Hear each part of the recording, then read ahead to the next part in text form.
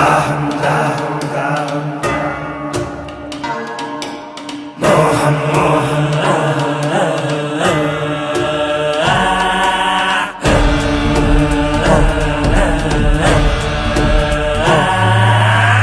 దాహం దాహం అధికార దాహం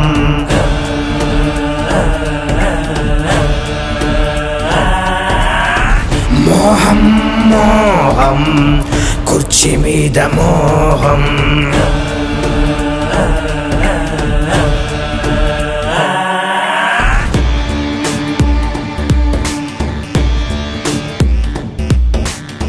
మరిచింది రక్త సంబంధం ఆరింది పులివెందుల దీపం పెరిగింది క్రోధం ఇది జగన్నాథ వ్యూహం ఇది బయటకి రాని చక్ర వ్యూహం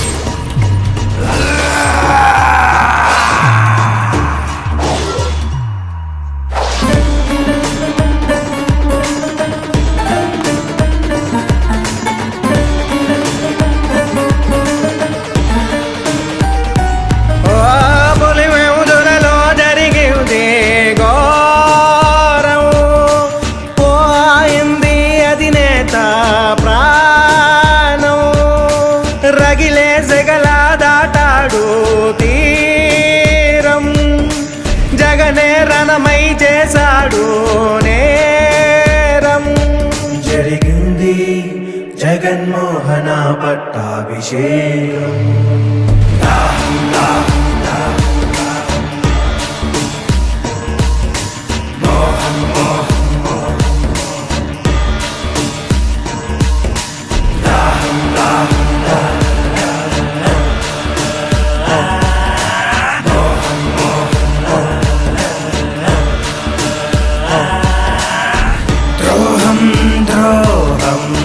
విశ్వాసద్రోహం మదనం మదనం తెర వెనక మరణం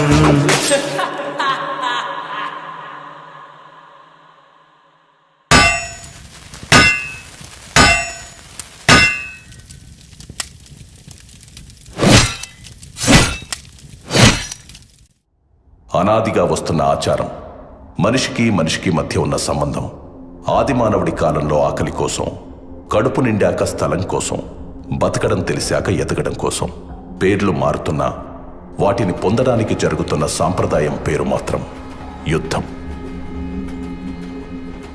ఓసారి రాయలసీమ ప్రాంతంలో జనం దైవ సమానంగా కొలిచే ఓ రాజు.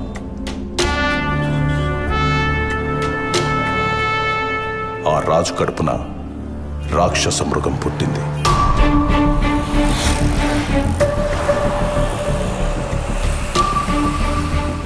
అది అధికార కాంక్షతో రగిలిపోతూ మంచి చెడు మర్చిపోయి తన మన భేదం లేకుండా మారణ హోమాన్ని తలపించే భీకర యుద్ధాన్ని సృష్టించి ఎదగడం ప్రారంభించింది.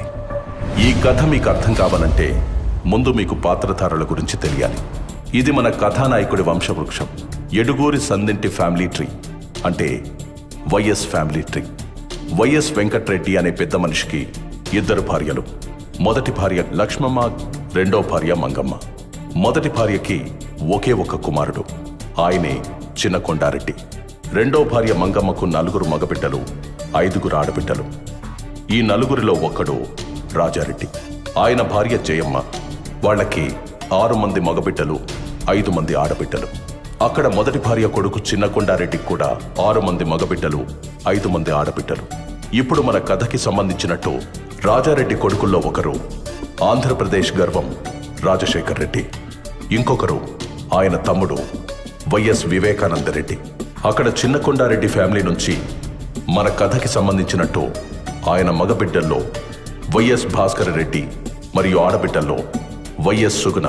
వీళ్ళిద్దరూ ఇంకో ఫ్యామిలీ నుంచి కుండమార్పిడి పెళ్లిళ్ళు చేసుకున్నారు. వైఎస్ భాస్కర్ రెడ్డి లక్ష్మమ్మకు పుట్టిన మగబిడ్డ వైఎస్ అవినాష్ రెడ్డి. అక్కడ వైఎస్ సుగుణ గంగిరెడ్డికి పుట్టిన ఆడబిడ్డ వైఎస్ భారతిరెడ్డి. ఇక్కడ మన అధినేత రాజశేఖర్ రెడ్డికి ఒక మగబిడ్డ, ఒక ఆడబిడ్డ. మగబిడ్డ పేరే వైఎస్ జగన్మోహన్ రెడ్డి, ఆడబిడ్డ పేరు వైఎస్ షర్మిల. ఆయన తమ్ముడు వైఎస్ వివేకానంద రెడ్డికి ఒక ఆడబిడ్డ, ఆమె పేరే వైఎస్ సునీత. వైఎస్ జగన్మోహన్ రెడ్డికి వైఎస్ భారతిరెడ్డినిచ్చి పెళ్లి చేశారు. వైఎస్ అవినాష్ రెడ్డి భారతికి మేనమామ కొడుకు. ఆయన రాజకీయ భవిష్యత్తు కోసం జరిగిన యుద్ధమే మన ఈ కథ.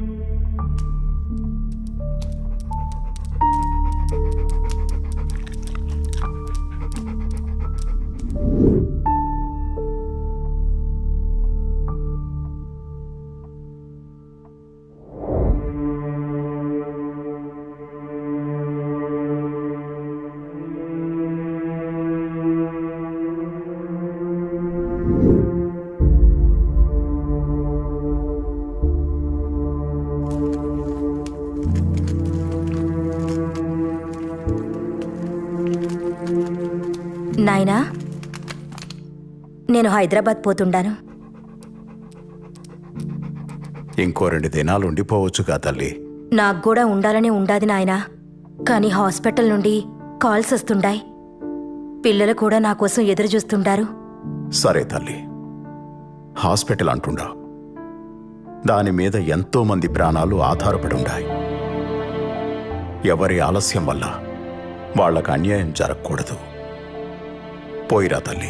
ఎక్కువ ఆలోచించి మీ ఆరోగ్యం పాడు చేసుకోకండి. టైంకి మందులు తినండి నాయనా.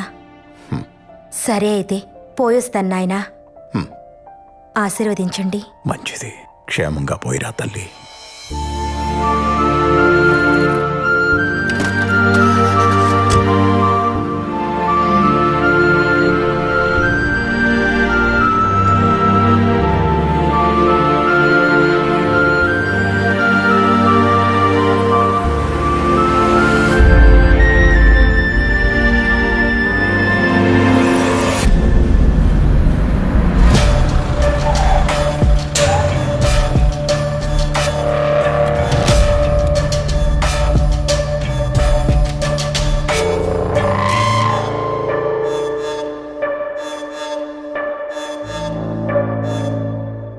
మీతో కొంచెం మాట్లాడాలి చిన్నాయనా. రాజకీయమా లేక కుటుంబ విషయమా? రాజకీయమే. అమ్మా ఆడబిడ్డలు లోపలికి పోయి నాకు మాట్లాడుకుందామా? నన్నే వెళ్ళమని నేరుగా చెప్పొచ్చు కదా. నా గురించి వాళ్ళనెందుకు పంపించడం? నాది కూడా ఈ కుటుంబమే. నేను మీలో ఒకటేనని ఏనాడు అనుకోలేదు కదా. ఎప్పుడు వేరుగానే చూస్తారు, వేరుగానే మాట్లాడతారు. అంతా నా కర్మ.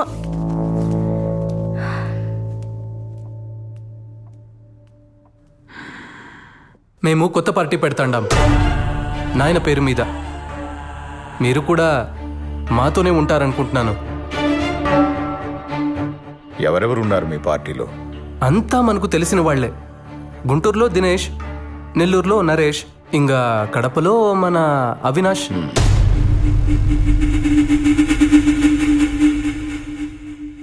పులివెందుల రాజకీయం రాజారెడ్డి కుటుంబానికి మాత్రమే. ఈడ ఇంకెవడూ అడుగు పెట్టడానికి వీల్లేదు.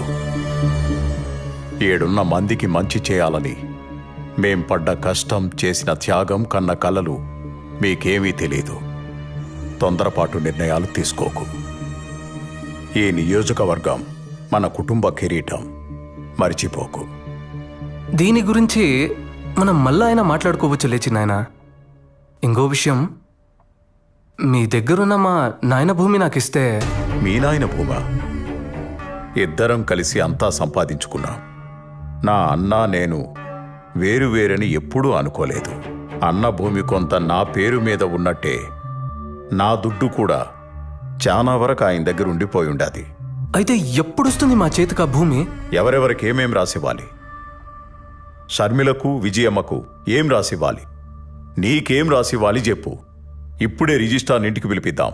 అంటే అది ఇప్పుడే ఇచ్చేయమని కాదులే చిన్నాయనా, నువ్వు ఇంకా ఉండనివ్వున్నావుగా. మెల్లగా అన్ని చూసుకుందాంలే. మనం పెట్టే కొత్త పార్టీకి నువ్వే పెద్ద దిక్కుగా ఉండాలి చిన్నాయనా. మిగతా చిన్న చిన్న విషయాలు, సీట్లు ఎవరికివ్వాలి, ఎవరిని ఎక్కడ నిలబెట్టాలి అనేవన్నీ నేను చూసుకుంటాను. మరి తొందరలోనే మీటింగ్ పెట్టి అనౌన్స్ చేసేయమంటారా? మీ నాయనకు నాకు రాజకీయ భవిష్యత్ ఇచ్చింది కాంగ్రెస్ పార్టీ. ఆ పార్టీని వదిలి నేనెక్కడికి రాలేను. ఆవిడకి ఎదిరిళ్లే ముందు ఒక్కసారి ఆలోచించుకో. ఎందుకంటే నువ్వు ఎక్కడెక్కడ ఏమేం చేశావో మీ నాయన కన్నా ఆవిడికే బాగా తెలుసు.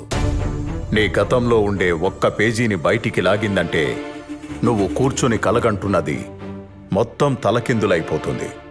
మీరు చెప్పిన వాటికల్లా భయపడుతూ ఉంటే ఉండే చోటు నుండి ఒక్క అడుగు కూడా బయటకేయలేం. అన్నిటికీ తెగించే పార్టీ పెడతాండా. అండగా ఉండాలనుకుంటే రండి, లేదంటే వెళ్ళొస్తానండి.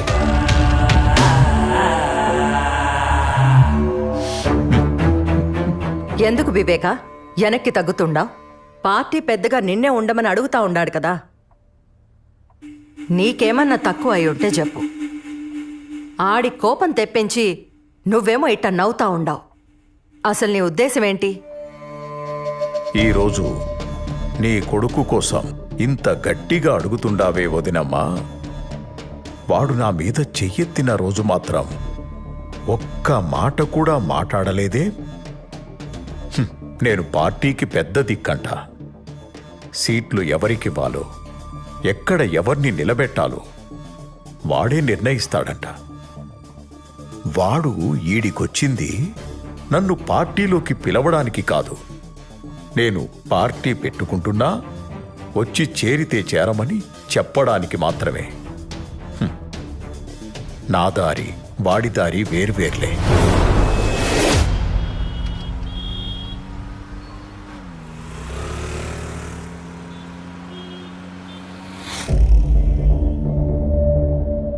ఆయన నన్నలా లోపలికి పొమ్మంటుంటే నువ్వేం అనలేదే. మీరంతా ఒకటే కదా, నేనే పరాయిదాన్ని. మా వాళ్ల గురించి అన్నేసి మాటలు అంటుంటే కిక్కురు మనకుండా పక్కనే కూర్చున్నావు. అయినా నువ్వేమంటావులే, ఆయన కూడా మీ కుటుంబమే, మీ రక్తమే కదా. నేనే బయటదాన్ని. ఇవన్నీ పోనీ ఆస్తి రాసిస్తానంటే వద్దంటావేంటి? భారతి, అది నా ఆస్తి. నాకు తెలీదా ఎప్పుడు తీసుకోవాలో, ఎలా తీసుకోవాలో? ఆస్తిస్తాడంట అందరికీ కలిపి. అలా అయితే అమ్మ షర్మిలకు వాటాలు పోగా నాకు మిగిలేదేంది? అదిగాక నేను ఆస్తి గురించి అడుగుతా ఉంటే ఆయన నాన్న దగ్గర పెట్టిన దుడ్డు గురించి చెప్తున్నాడు. ఇట్టే ఇంకా ముందుకు పోతే మొదటికే మోసం వస్తాదని మధ్యలోనే ఆపేసిండాను. ఈ ఎలక్షన్లు అయిపోని అందరికీ లెక్కలు సక్కంగా చేస్తా. ఎవరిని ఎక్కడ పెట్టాలో అక్కడే పెడతా. బావా, నీ తెలివిని కనిపెట్టడం చాలా కష్టం.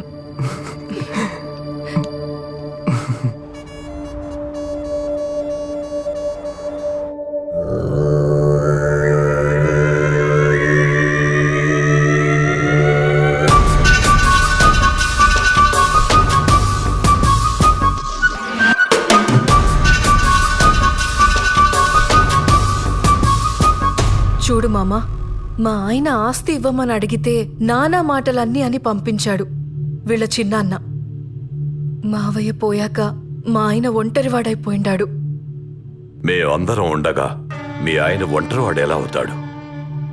నువ్వేమీ భయపడకు. జగన్కి అండగా మేమున్నాం. ఏది ఏమైనా సరే జగనే సీఎం. ఇది మార్చడానికి ఏ తల అడ్డొచ్చినా తెంచి అవతల పారేస్తాం. నీ ఆస్తి ఆడికి పోదన్నా. ఆ ముసలోడి బేనామిలకు చావు భయం చూపెడితే చాలు, పరుగెత్తుకుంటూ నీ పక్కకొచ్చి చేరతారు.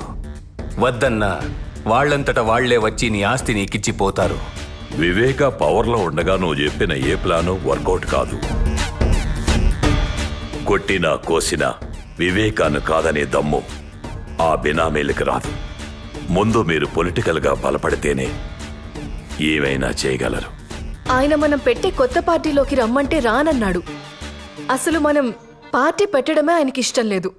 పైగా మనం పార్టీ పెడుతుండా వస్తే వస్తాడు, లేకపోతే ఆయనకు నేనే అపోనెంట్గా నిలబడతాను. అప్పుడు ఆయన ఏం చేస్తాడో నేను చూస్తాను.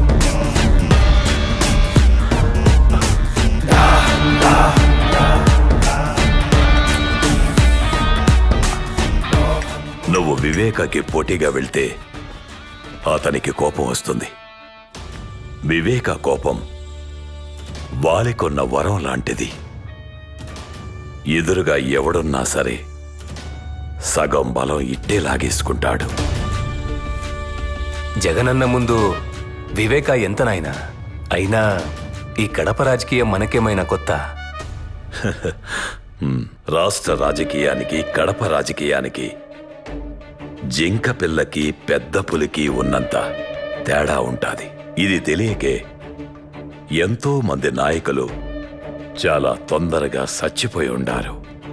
మన పెద్ద పులి రాజశేఖర్ రెడ్డి అంతటోడే. కడపలో నెగ్గాలంటే వివేక అవసరమై ఉండాడు. అది స్వయంగా ఆయనే ఒప్పుకున్నాడు. ఇప్పుడేం చేద్దామంటావు? ఏమి చేసినా విజయమే చేయాల. మా ఆయన వల్లే కాలేదంటే ఆవిడెళ్ళేం చేస్తుంది మామా? వివేకకి విజయం అంటే చాలా గౌరవం. ఆవిడ ఎలక్షన్లో నిలబడతాదంటే వివేక పోటీలో కూడా ఉండడు. దాహం దాహం అధికార దాహం. నియంతలా మారాలని ఒకడి రాజకీయ స్వార్థానికి సాయంగా దాన్ని మరింత బలంగా మార్చే దిశగా కొన్ని శక్తులు పనిచేయసాగాయి.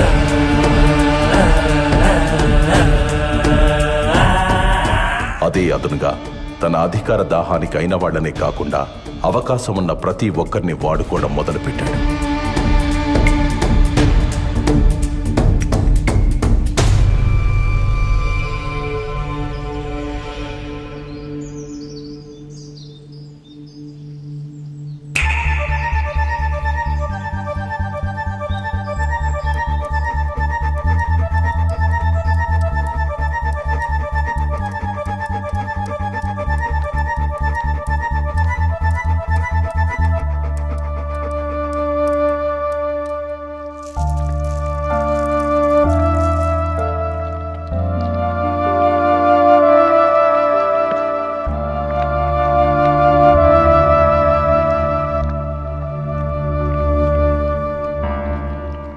ఏంటి వదినమ్మా, ఇలా సడన్గా వచ్చారు? ఏదైనా మాట్లాడాలా? వివేక, ఆయన చనిపోయాక నువ్వు చాలా మారిపోయి ఉండావప్పా. ఆస్తి గురించి వస్తే కొడుక్కి షర్మిలకి నాకు సపరేట్గా ఇస్తానని చెప్పుండావు. జగన్ మనసు ఎంత బాధపడుండాదో తెలుసా? మాలో మాకే నువ్వు గొడవ పెట్టబోతుండావు. ఈరోజు నేను మీకు దుర్మార్గుడిలా కనిపిస్తుండానేమో, కానీ నా మాట మాత్రం మీరు మర్చిపోగాకండి. ఏదో ఒక రోజు మిమ్మల్ని ఇద్దరినీ ఆ జగన్ భారతి రోడ్డు మీద నిలబెడతారు.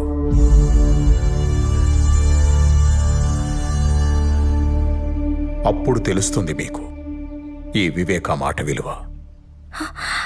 అలాంటి పరిస్థితి మాకెందుకు వస్తుంది చిన్నాయనా? లేనిపోని భయాలు ఎందుకు పెడుతున్నారు మాకు? పార్టీలోకి రా చిన్నాయనా. నువ్వు గాని పార్టీలోకి రాకుంటే మేమే నీకు ఎదురు నిలబడాల్సి వస్తుంది. అంటే నాకు పోటీగా నిలబడతారా మీరు?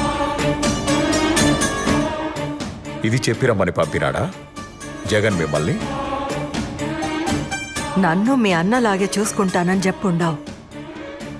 అందులో ఏమాత్రం నిజం ఉన్నా నా కొడుకుని గెలిపిస్తానని నాకు మాట ఇవ్వు వివేక. అయ్యా, మేడం ఫోన్ చేశారు.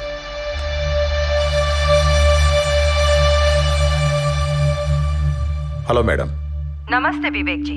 आपने वादा किया था कि आप पार्टी के प्रति वफादार रहेंगे। इस वादे को निभाते हुए इस बार आपको कांग्रेस पार्टी के लिए पुलिवेंदला से चुनाव लड़नी होगी। अगर आप हमारे साथ खड़े रहोगे तो हमें बेहद खुशी होगी। विवेका जी, आप सुन रहे हो? विवेका जी, आप जैसा कहेंगे वैसा ही होगा मैडम। शुक्रिया। I promise you. I am going to contest इन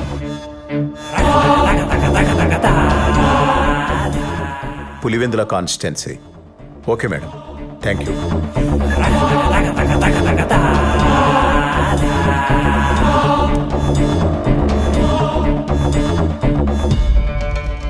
వదినమ్మా,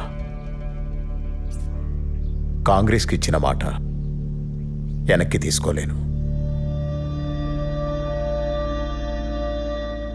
అలాగని చనిపోయిన మా అన్న కుటుంబానికి అన్యాయం చేయలేను.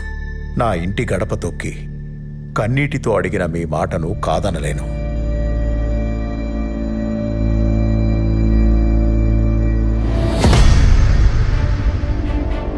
మీకు నేను మాటిస్తున్నాను, ఈసారి ఎలక్షన్లలో మీకు పోటీగా నేనే నిలబడతాను. కానీ మీరే గెలుస్తారు, గెలిపిస్తాను. దీన్నెవ్వరూ మార్చలేరు. ధైర్యంగా పోయిరామా. వివేకానందరెడ్డి ఇంట్లో చీమ చిటుక్కుమన్న శబ్దాన్ని కూడా అందరికంటే ముందు జగన్ చెవికి చేరవేస్తున్న గుంటనక్క ఎర్ర గంగిరెడ్డి.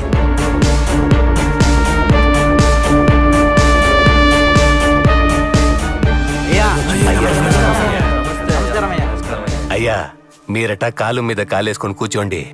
ఈసారి కూడా గెలుపు మనదే. అయ్యా, ఈసారి ఒక్క ఓటు కూడా అటు ఇటు పోదు, గెలుపు మనదే. అందరికీ నమస్కారం. ఈసారి నేను పోటీలో మాత్రమే ఉంటాను, కానీ విజయం మే ఎలక్షన్లో గెలవాలి. అయ్యా, ఏం మాట్లాడుతున్నారు? మధ్యలో ఇంకెవరూ మాట్లాడకండి. వదినకు నేను మాటిచ్చాను. ఎవరూ భయపడకండి. మీకు కూడా మాటిస్తున్నాను. నాకు అధికారం ఉన్నా లేకున్నా నేనెప్పుడూ మీతోనే ఉంటాను. పోయిరండి. పులివెందుల బై ఎలక్షన్ లో కాంగ్రెస్ అభ్యర్థి వైఎస్ వివేకానందరెడ్డిపై వైఎస్ఆర్పీ అభ్యర్థి విజయమ్మ భారీ మెజార్టీతో గెలుపొందారు. ఈ విజయంతో ఆంధ్రప్రదేశ్ లో మరొక ప్రాంతీయ పార్టీ సంచలనం సృష్టించింది.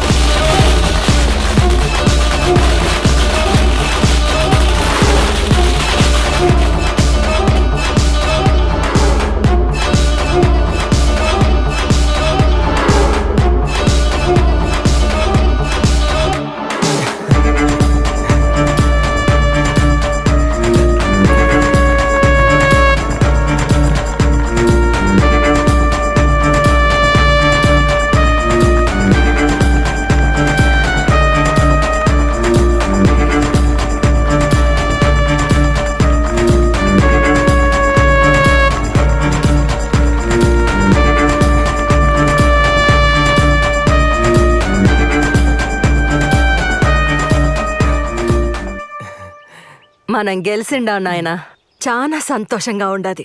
ఈ టైంలో మీ నాయన ఉంటే ఎంత బాగుండునో గదా. మీ నాయన పొగోడికి మాటిచ్చినా పొరపాటును కూడా మర్చిపోయి ఉండేవాడు కాదు. వివేక కూడా అచ్చం ఆయనలానే ఉండాడు. ఇచ్చిన మాట నిలబెట్టుకుండాడు. ఒకసారి పోయి మీ చిన్నాయన్ని పలకరించొద్దామా? దేనికి? ఏం అవసరం లేదు. నువ్వు గెలిచింది ఆయన మాట మీద కాదు, మా కష్టం మీద. నాకు పనుండది, పులివెందుల దాకా పోయేస్తా.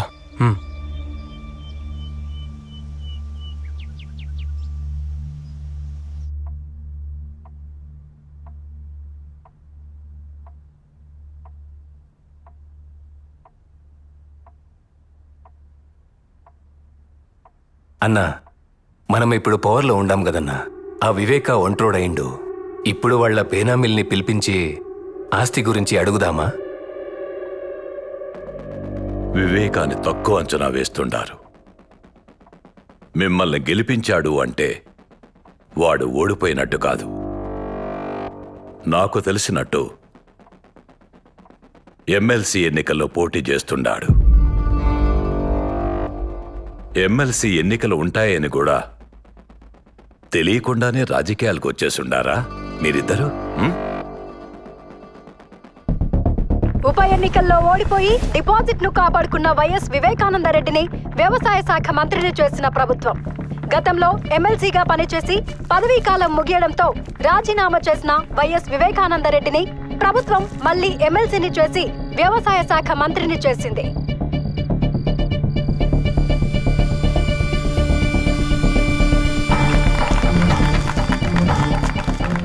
చెప్పండి కృష్ణమోహన్ రెడ్డి గారు. అన్న, వివేకం ఉంటే మన పార్టీలోనైనా ఉండాలి, లేదా పవర్లో లేకుండాయినా ఉండాలి. మన పార్టీ గెలవనప్పుడు వాడు పవర్లో ఉంటే మనకు చాలా ఇబ్బంది అవుతుంది. ఆ ప్రశాంత్ కిషోర్కి ఫండ్స్ కూడా ఏర్పాటు చేయాలా. ముందు మనం చేయాల్సిన పనులు ఈ రెండు. దీని గురించి మీరు చాలా సీరియస్గా ఆలోచించాలి.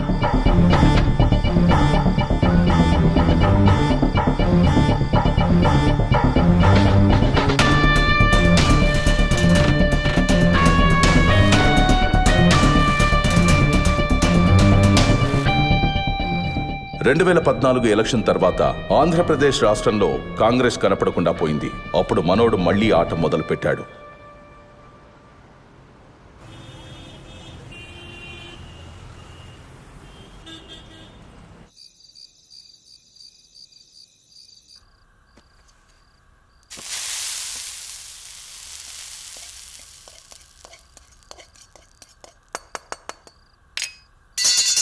అయ్యో పెద్దమ్మా, ఇంట్లో ఇంతమంది పనివాళ్ళుండగా నువ్వెందుకు వంట చేస్తుండావు? ఇవిక్కడే వదిలే, నేను చేసి పెడతా, నువ్వు వెళ్ళు. దీంట్లో ఏముండదులే బిడ్డ, నాకు కూడా అప్పుడప్పుడు వంట చేయాలనిపిస్తూ ఉంటుంది. కానీ ఇంట్లో వంట చేయడానికి నాకు నో పర్మిషన్. వాళ్ళు చేసి పెట్టిందే తినాలి తప్ప నన్నెవ్వరు ఏం చేయనివ్వరు. ఇలా ఎప్పుడో ఒకసారి అవకాశం వస్తుంది. అలా వచ్చినప్పుడు మాత్రం అస్సలు వదులుకోకూడదు కదా. అవును, ఎట్టా ఉంటది మీ సోషల్ సర్వీస్? ఇప్పుడు కూడా అంతేనా? నాకు పేషెంట్ దొరక్కపోయినా పర్లేదు, కానీ ఎవరి ఆరోగ్యం పాడవకూడదని పరిగెడతానే ఉండవా? అంతే కదా. నా చేతిలో ఎంత చేయొచ్చో, నా వల్ల ఎంత అవుతుందో అంత చేస్తానంతే. నీకింకా చెయ్యాలనుంటే పవర్లో కూర్చుని చేయొచ్చు కదా. రాజకీయం ద్వారా అయితే రీచ్ ఎక్కువ ఉంటది. దానికి నాన్న ఉన్నారు కదా, నాకెందుకు అవన్నీ? మీ నాయనకి నువ్వన్నా చెప్పమ్మా. ఆయనతో జనాలకి ఎంత అవసరమో ఆయనకి రాజకీయం కూడా అంతే అవసరం. మేం చాలాసార్లు అడిగి చూసినాం, ఒక్కసారి కూడా మా మాట వినకపాయే. ఆ కాంగ్రెస్ పార్టీకే విధేయుణ్ణి అంటుంటాడు. ఇప్పుడు రాష్ట్రంలో కాంగ్రెస్ పార్టీ లేకుండా పోయింది. కనీసం ఇప్పటికైనా మాతో చేరమని చెప్పమ్మా.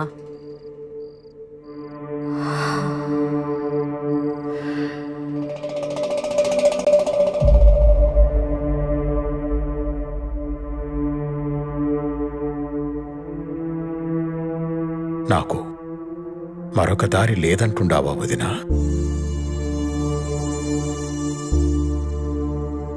మనమిలా తలో పక్కా విడిపోయి అవమానం పాలు కావద్దంటాండాను. ఆలోచించు వివేక, అందరం కలిసుంటేనే కదా కుటుంబానికి గౌరవం, బలం ఉంటుంది కదా. నువ్వొక్కడివే ఇలా ఏం చేస్తావు చిన్నాయనా? నువ్వు పార్టీలో ఉంటే నీ పక్కన బలం ఉంటాది.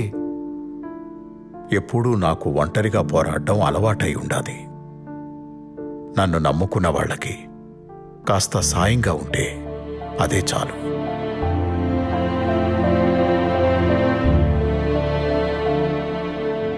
అమ్మా సునీత, నువ్వైనా చెప్పమ్మా మీ నాయనకి. ఎందుకంత మొండి పట్టు పట్టుకుని కూర్చుండావు నాయనా? వీళ్ళు తప్ప మనకెవరుండారు? ఏదైనా అందరూ కలిసే చేయండి, అది రాజకీయమైనా ఇంకేదైనా.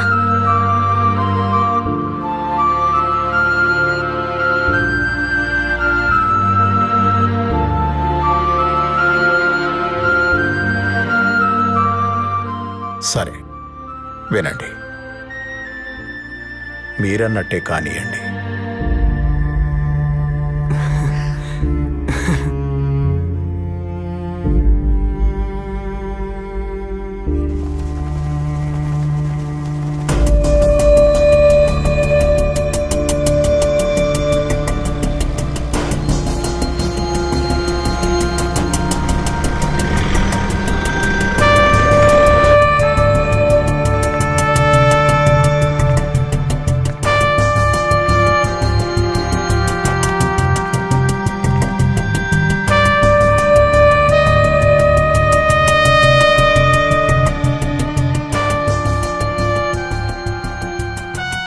దేవుడి దయతో ఈరోజు వాతావరణం కూడా చల్లగా ఉంది.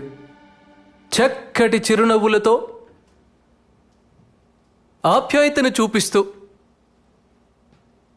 ప్రేమానురాగాలు పంచిపెడతా ఉన్న ప్రతి అక్కకు, ప్రతి చెల్లెమ్మకు, ప్రతి అవ్వకు, ప్రతి తాతకు, ప్రతి సోదరుడికి, ప్రతి స్నేహితుడికి ముందుగా 2 చేతులు జోడించి హృదయపూర్వకంగా కృతజ్ఞతలు తెలుపుకుంటా ఉన్నా.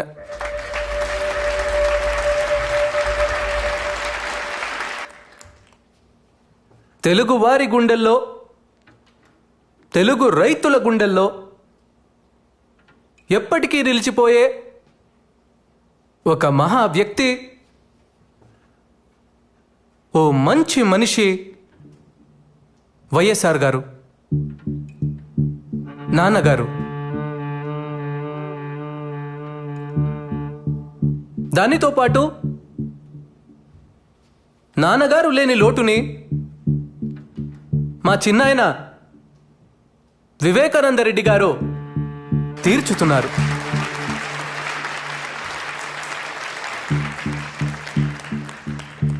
ఆయన మన పార్టీలో చేరడం వల్ల మనకు 1000 ఏనుగుల బలం వచ్చింది. ప్రజల ఆశీస్సులు, రైతన్నల ఆశీస్సులు, అక్క చెల్లెమ్మల ఆశీస్సులు ఎల్లప్పుడూ మన పార్టీకి ఉండాలంటే చిన్నాయన వివేకానందరెడ్డి గారి ఆశీర్వాదం మనకు చాలా అవసరం.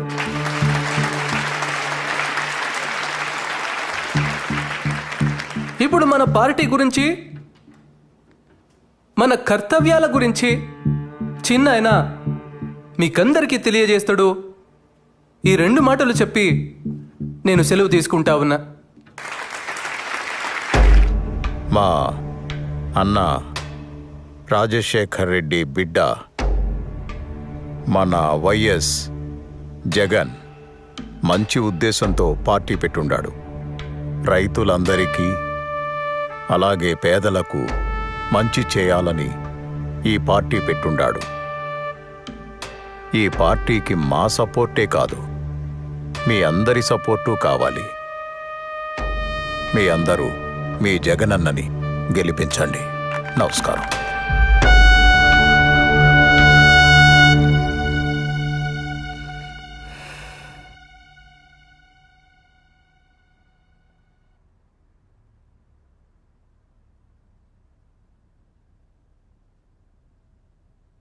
ఎమ్మెల్సీ ఎన్నికల్లో శివశంకర్ రెడ్డి నిలబెడదాం బావా.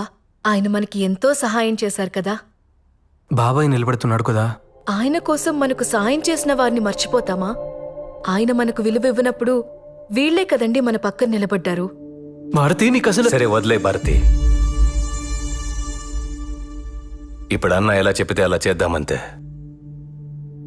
ఏదో సీటుకి ఆశపడి మిమ్మల్ని అడిగాం. దీనివల్ల అన్నకు బాధ అయితే మనకి సీట్ వద్దు. బాబాయిని ఇప్పుడు వద్దంటే అపోజిషన్కి వెళ్ళిపోతాడు. తర్వాత మన పక్కలో బల్లెమై కూర్చుంటాడు. ఇప్పుడే మన పరిస్థితి ఇలా ఉంటే ఇంకా ఆయన పవర్లో ఉంటే మన పరిస్థితి ఏందో ఆలోచించినారా? అయితే ఇప్పుడు ఏం చేద్దామంటావు? ఇంతకు ముందు వివేక వేసిన ప్లాన్ ఈసారి మనం వేద్దాం. ఆయన్ని ఎమ్మెల్సీగా నిలబెడదాం. కానీ గెలవడు. పవర్లో లేని వివేక కాన్ఫిడెన్స్ తగ్గిపోయి కామ్గా ఉంటాడు. తరువాత ఎలక్షన్స్లో మనం చేయాల్సింది చేద్దాం.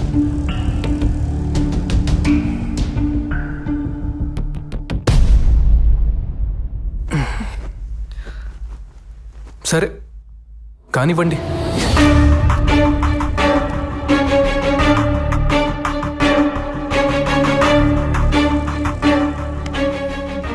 ఇలా ఈ ముగ్గురు కలిసి ఎమ్మెల్సీ ఎన్నికల్లో వివేకాన్ని ఓడించడానికి ఉన్న అన్ని ప్రయత్నాలు చేస్తూ సకల విధాలా కష్టపడి సమిష్టి కృషి చేశారు.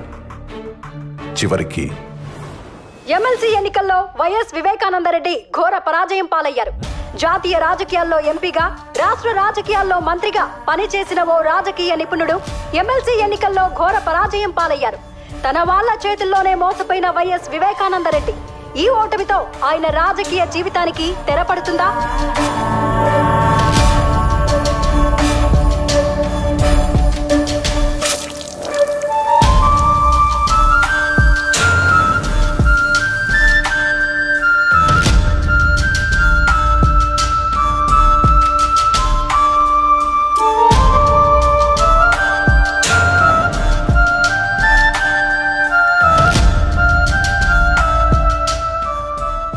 దశాబ్దాల రాజకీయ జీవితంలో వివేకాకు ఈ ఓటమి అతిపెద్ద అవమానమైంది. దీని గురించి చాలా ఆలోచించారు.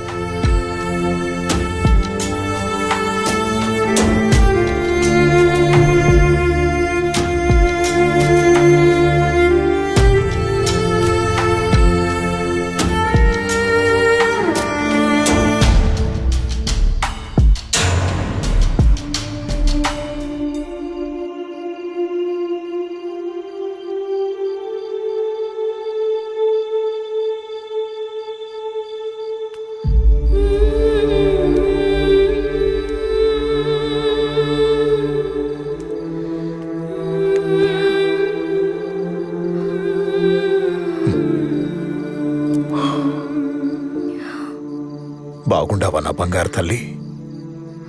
నిన్ను చూడాలని అనుకుంటుండా, ఈలోగా నువ్వే వచ్చేసినావు.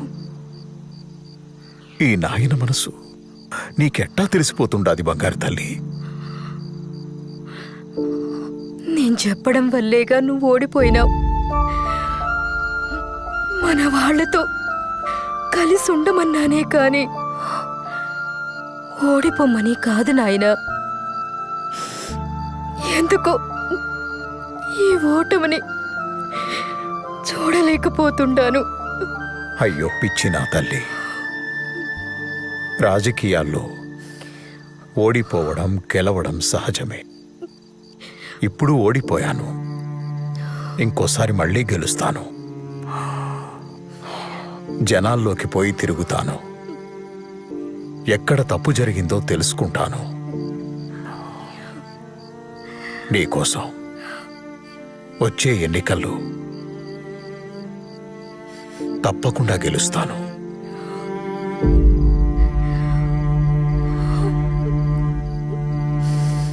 ఎక్కడ తప్పు జరిగిందని తెలుసుకోవడానికి తన ప్రయత్నాలు మొదలుపెట్టాడు.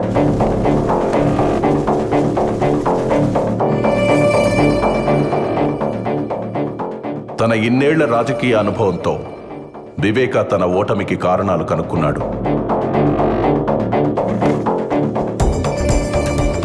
వచ్చే ఎన్నికల్లో గెలుపుకు సర్వం సిద్ధం చేశాడు. తన మానసిక స్థితిని సరిచేసుకోవడంతో పాటు పార్టీ పెత్తనాన్ని కూడా తన చేతుల్లోకి తీసుకున్నాడు. పులివెందుల రాజకీయంపై తమ ఆధిపత్య పరంపర కొనసాగనివ్వడం కోసం యువ నాయకుడిలా యాక్టివ్గా ఉంటూ అన్ని విధాలుగా ఎఫర్ట్ పెడుతూ రగిలే ఓ బడబాగ్నిలా దూసుకొస్తున్న వివేక తన ఇంటి నుండి కారు మబ్బు కమ్ముకొస్తుందనే విషయాన్ని తెలుసుకోలేకపోయాడు.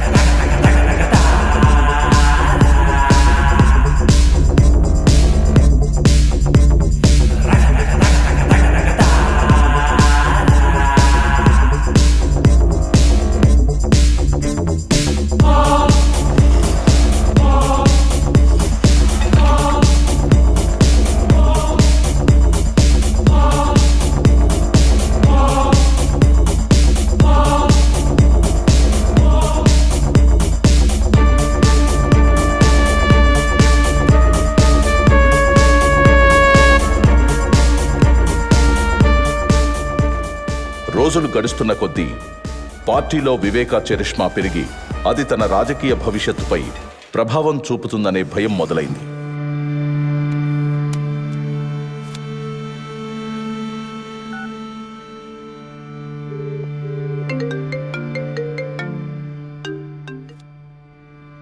చెప్పు అవినాష్. నువ్వే ఏదో ఒకటి చేయాలి భారతి, లేకపోతే ఈయన మనల్ని రాజకీయం నుంచి శాశ్వతంగా దూరం చేసేస్తాడేమో. నువ్వేం కంగారు పడుకు, నేను చూసుకుంటాను. జగన్తో నేను మాట్లాడతాను.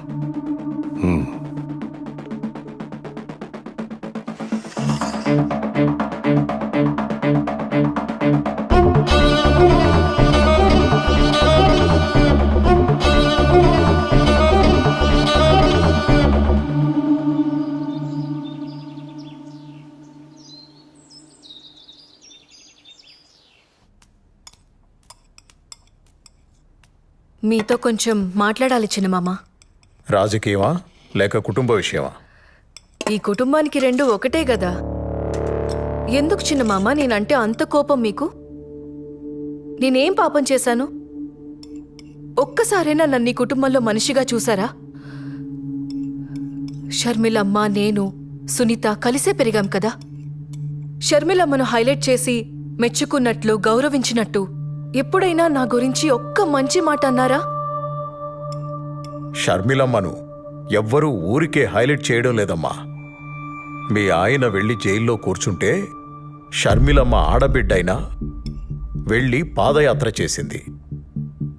ఎండకు వానకు జనాల్లో కలిసి తిరిగింది. ఎంతో కష్టపడింది. అందుకే అంత మంచి పేరు సంపాదించుకుంది. పోనీ నువ్వు చేయలేకపోయావా పాదయాత్ర? అప్పుడు అందరూ నిన్నే హైలైట్ చేసి మాట్లాడుకునేవారు. అవన్నీ నా వల్ల అవ్వలేండి గాని మా వాళ్లకు అదే అవినాష్కి ఎంపీ సీట్ అడిగితే ఎందుకంత స్వార్థంగా వద్దంటుండారు? ఏమ్మా, షర్మిలమ్మ పడ్డ కష్టానికి ఏదో మా వంతు సహాయంగా చిన్న ఎంపీ టికెట్ ఇచ్చి సరిపెడదామనుకుంటుండా. ఆమె చేసిన దానికి ఆ సీటు కూడా తక్కువే. తను తలుచుకుంటే ఒక మంచి నాయకురాలవుతుంది. ఒక ఆడబిడ్డకి ఇచ్చిన సీటు తీసుకెళ్లి మీ భాస్కర్ రెడ్డి కుటుంబానికి ఇవ్వమని వంత పాడుతున్నావే, సిగ్గుగా లేదమ్మా నీకు? సరే, నేను వెళ్తున్నాను. మీరు భోజనం చేసి కడుపు నింపుకునే రండి. మీరెప్పుడు నన్ను ఒప్పుకోరు. షర్మిలమ్మ కడప ఎంపీ ఏంది? నేను మీకు ముందే చెప్పుండాను, పులివెందుల రాజకీయాలు రాజారెడ్డి కుటుంబానివి మాత్రమే. ఆ అవినాష్ని జమ్మల మడుగులో నిలబడమను నేనే క్యాంపెయిన్ చేసి గెలిపించుకుంటాను.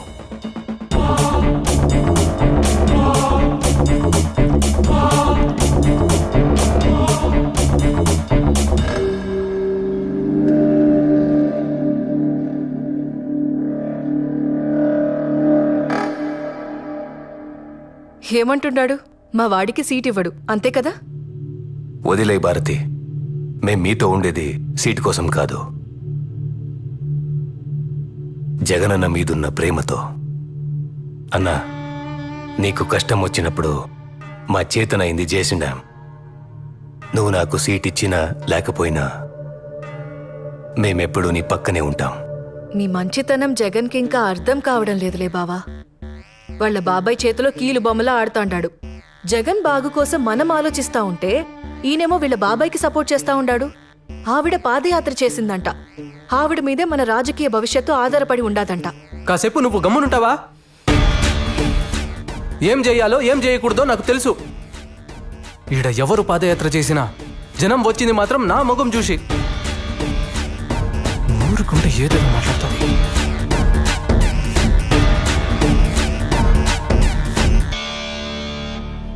ఎలా ఉన్నారు చిన్నాయన? సడన్ గా పిలిచినారు? షర్మిలమ్మ, కడప ఎంపీగా నువ్వే నిలబడుతుంటావు. చిన్నాయన, అన్న చెప్పారు కదా ఆ సీటుని అవినాష్కి ఇస్తున్నారని. మరి నీ సంగతి ఏంటి తల్లి? నాదేముంది, మనది పార్టీ, మనది జెండా. అయినా అన్న ఇప్పుడు నాకేం తక్కువ చేస్తుండాడు? అది కాదు తల్లి, పార్టీ మనదనుకోవడం వేరు, పార్టీ పవర్లో మనం ఉండడం వేరు తల్లి. నాకేం తెలుసు చిన్నాయన ఈ రాజకీయాలన్నీ. నీకేమీ తెలియకుండానే పాదయాత్ర చేసినావా? జైల్లో ఉన్న మీ అన్నని జనాలు నమ్మేటట్టు చేసినావా? వాడి మీద పడ్డ మచ్చని చెడ్డ పేరుని పోయేలా చేసినావా? అసలు పార్టీకి ఇన్ని సీట్లు రావడానికి, ఇంత నమ్మకం ఉండడానికి అది నీ పాదయాత్ర ఫలితం తల్లి. నా అన్న రాజశేఖర్ రెడ్డి బిడ్డగా జనం వాడిని చూడడం. పాదయాత్ర ఎవరు చేసినా జనం వచ్చింది మాత్రం వాడి మొహం చూసనుకుంటున్నాడు. ఎప్పటికైనా వాడికి సరిపోటి నువ్వే తల్లి. నీకు రాజకీయం తెలియకే, అది నీ రక్తంలోనే ఉండాలి. మనం అనుకుని నిలబడతాననుకుంటే అన్న బాధపడతాడు చిన్నాయన. అన్న నుంచి ఈ మాట వస్తే ఖచ్చితంగా నిలబడతాను. షర్మిలమ్మ, నేను బతికుండగా నీకో దారి చూపాలనుకుంటున్నాను. మీ నాయనకు కూడా తెలుసు జగన్ ఎలాంటివాడో. అందుకే వాణ్ణి ఎక్కడ ఉంచాలో అక్కడే ఉంచాడు. అది నీకు తెలిసేపాటికి నేనుంటానో లేదో తెలీదు. అన్నీ నీకు అర్థం కావలసిన టైంకి అర్థమవుతాయి. ఇప్పుడు నా మాటకు నువ్వెదురు చెప్పకుండా కడపకు ఎంపీగా నామినేషన్ వేయడానికి నువ్వు సిద్ధంగా ఉండు తల్లి.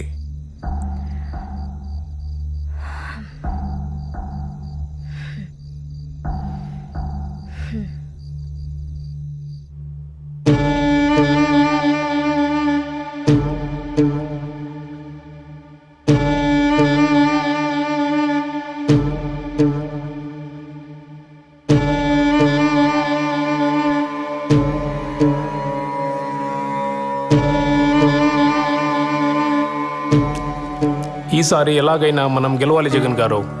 ఏదో ఒకటి చేయండి. మన కోడి కత్తి ప్లాన్ కూడా వర్కౌట్ అవ్వలేదు. ఈసారి ఏదైనా చేస్తే కొంచెం ఎమోషన్గా ట్రై చేయాలి. ఏం చేద్దాం మరి, మీరే చెప్పండి. దాన్ని మీరు మాట్లాడుకోండి. మిగతాది గ్రౌండ్ రిపోర్ట్ వచ్చినాక మనం మళ్ళీ కలుద్దాం. Some emotional things has to happen. చూడండి, ఇది మాత్రము గట్టిగా గుర్తుపెట్టుకోండి. వస్తాను.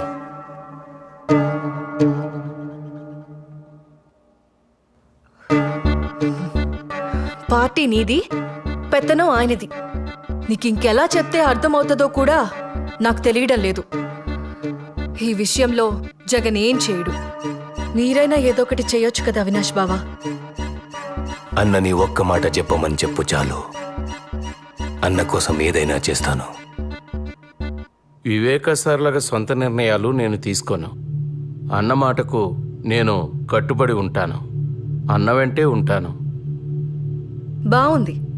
మీరు మీ అన్న మాట వింటారు, ఆయన వాళ్ళ బాబాయ్ మాట వింటారు. ఇదిలాగే ఉంటే ఏదో ఒక రోజు షర్మిలమ్మని సీఎం చేసేస్తాడు. అప్పుడు మనమందరం కలిసి అడుక్కు తిందాం. సరే, ఈ మాటలన్నీ ఎందుకో, ముందు ఏం చేయాలో అది చూడండి. పీకే చెప్పాడు కదా సింపతి వర్కౌట్ అవ్వాలని. అన్నా, ఇది చాలా కష్టమైన పనన్నా. నీకోసం ఎంత కష్టమైనా భరిస్తాను, కానీ అడ్డుంది పెద్ద నీడ. ఇంతకంటే పెద్ద నీడల్నే. చూడు, నీకు కావలసిన సపోర్ట్, ఇన్ఫ్లుయెన్స్ నేను చూసుకుంటాను. నువ్వేం చేయాలనుకున్నావో చేసేయి.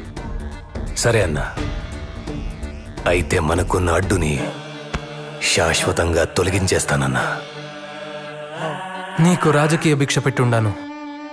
ఆ కృతజ్ఞతను చూపెట్టే సమయం ఇది. నువ్వేం చేయాలనుకున్నావో చేయి. నేను సీఎం అవ్వాలి, అంతే.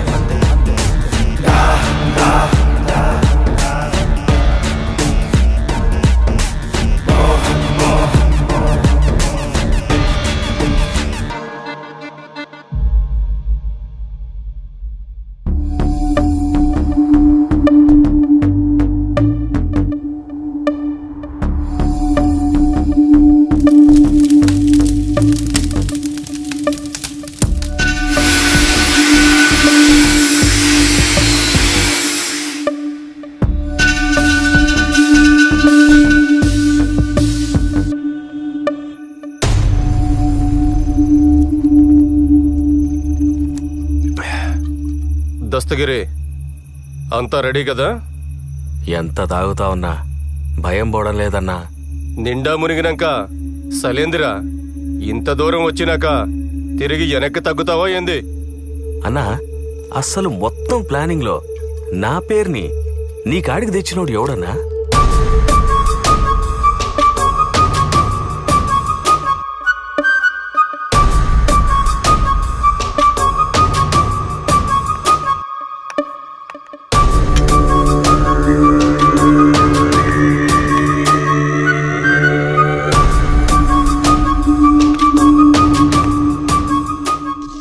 ఏంది నాయన ఇంత కూల్గా ఉన్నావు?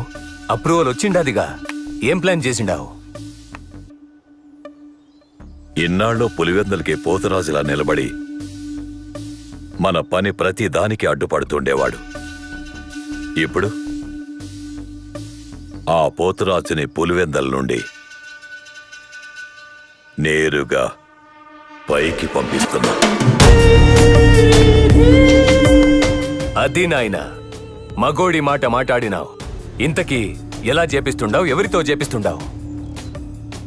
ఇది చేయడానికి బయట వాళ్ళని తీసుకొచ్చినా లేదా మనాళ్లతోనే ముందుకెళ్ళినా ప్రాబ్లం మనకి. ఇంకా మనాళ్లలో వివేకాన్ని చంపే మగాడు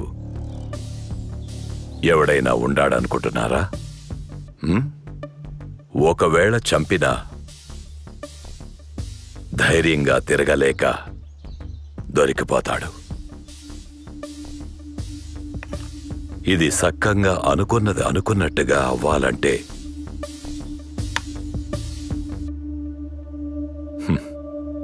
కొందరు వల్లే అయితాది. ఆ కొందరు ఎవరు నాయనా? ఒకటి, ఆయన గురించి అంతా తెలిసే ఉండాలా, ఆయన పక్కనే ఉండాలా, ఆయన మీద పగ పీకల దాకా ఉండాలా. అలాంటోడికి దుడ్డు అవసరం, దండిగా ఉండాలా. అలాంటోళ్ళు మనకి ఏడ దొరుకుతారో? ఏడా వెతకనవసరం లేదు, అందరూ మన చేతుల్లోనే ఉండారు. మొదటివాడు ఆయనతోనే తిరుగుతా మనకు సాయం చేసే ఎర్ర గంగిరెడ్డి. బెంగళూరు సెటిల్మెంట్లో వివేక గంగిరెడ్డి వాటాను కూడా వాళ్ళకే ఇచ్చేసి మంచి పేరు తెచ్చుకున్నాడు. ఈడేమో ఆయన మీద పగ పెంచుకున్నాడు. ఇక రెండోవాడు దస్తగిరి. వివేక వీడిని నానా మాటలని అందరి ముందు అవమానం చేసి బయటకు తోసేసి ఉండాడు. ఇప్పుడు వీడికి వివేక మీద కోపం ఉంది, దుడ్డు అవసరం ఉండాది. వీళ్లతో పాటు మన సునీల్ యాదవ్, ఉమాశంకర్ రెడ్డి, నేను కూడా ఉంటాను. దస్తగిరిని దారిలోకి తెచ్చి మిగిలినంత సునీల్ యాదవ్ చూసుకుంటాడు. ప్రేమ చూపినారు, అయిన వాళ్ళే వెన్నుపోటు పొడిచినారు, కుట్ర పొందినారు, విషము చింపినారు, కలియుగా నాశకులై చేరినారు. నమ్మించి మోసం చేసే వాళ్ళ అస్త్రం ఇది, ఆ నలుగురి కుట్రం.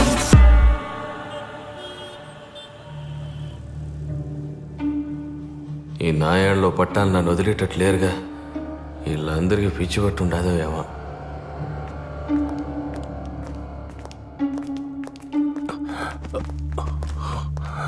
కూర్చోండి కూర్చోండి. నమస్తే సార్. మీరు అటు కూర్చోండి. ఏం దస్తగిరి, ఎన్నాళ్ళనిట్ట కారు నడుపుకుంటూ బతుకుతావు? లైఫ్లో ఎదిగే ఆలోచనలు ఏమైనా ఉండాయా? నాకేం వచ్చన్నా డ్రైవింగ్ తప్ప. నీ లైఫ్ సెట్ అయిపోయే పని చెప్తా, చేస్తావా? ఈ పనికి నువ్వేం భయపడాల్సిన అవసరం లేదు. మేమందరం నీ అనుకుంటాం. నీ మీద ఈగ కూడా వాలకుండా చూసుకుంటాం. వివేక తల మీద 45 crores ఉండాది.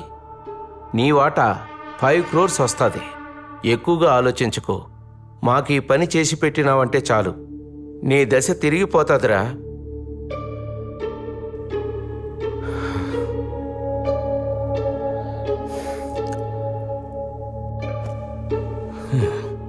పిచ్చిగారి పట్టినదో ఏమేమో మాట్లాడుతుంటాడు. సునీల్, ఆడి పని చేస్తాడంటావా? మరేంటాడు మాట్లాడుతూ ఉంటే మధ్యలో లేసి వెళ్ళిపోతా ఉన్నాడు? ఆడిని నేను ఒప్పిస్తానన్నా. ఏమి ఆడంత బతిమాలుకోవాలనా? ఆడు లేకపోతే మనం ఈ పని చేయలేమా? చెయ్యలేము.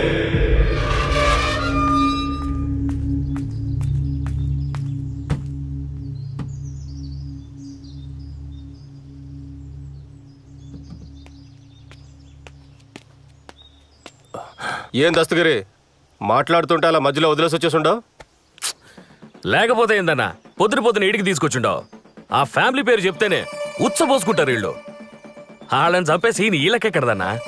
పైగా 45 కోట్లంట. వీళ్ళకంత సీన్ లేదన్నా. ఇవన్నీ అయ్యే పని కాదు గాని నే పోతాండా, నువ్వు. సరే, అవుతుందో లేదో నువ్వే చూద్దు గాని రేపు పెళ్లిపేట దగ్గరికి రా.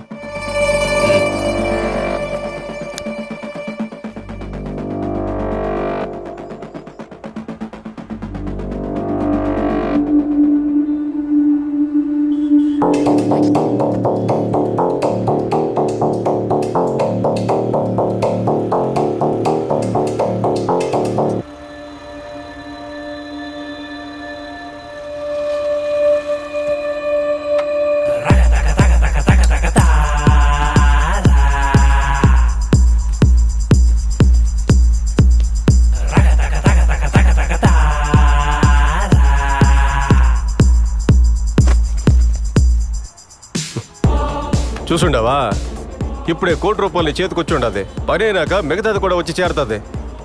అందులో ఒక 25 లక్షలు నాకు ఇవ్వు, మెల్లగా నీకు తిరిగి ఇచ్చేస్తాను. సరే అన్నా, మీరు ఎట్లా చెప్తే అట్లా. అదృష్టం అంటే ఇదేరా. నిన్నటి దాకా నేను పోస్తే గానీ నువ్వు మందు తాగేటోడివి కాదు. ఈ రోజు నాకే అప్పిచ్చే స్థాయికి వచ్చేసినావు. లైఫ్ లో ఎదగాలంటే అప్పుడప్పుడు ఇట్లాంటి రిస్క్ తీసుకోవాలబ్బా. ఇప్పుడు చెప్పు, వాళ్ళకంత సీన్ ఉండదో లేదో? అన్నా, ఈ పని నేను ధైర్యంగా చేయాలంటే ముందు నాకెందులో ఆ మెయిన్ హెడ్ ఉండాడో లేదో నాకు తెలియాలి. అది కూడా చూద్దు గానీ రెడీగా ఉండవు. సరే పద.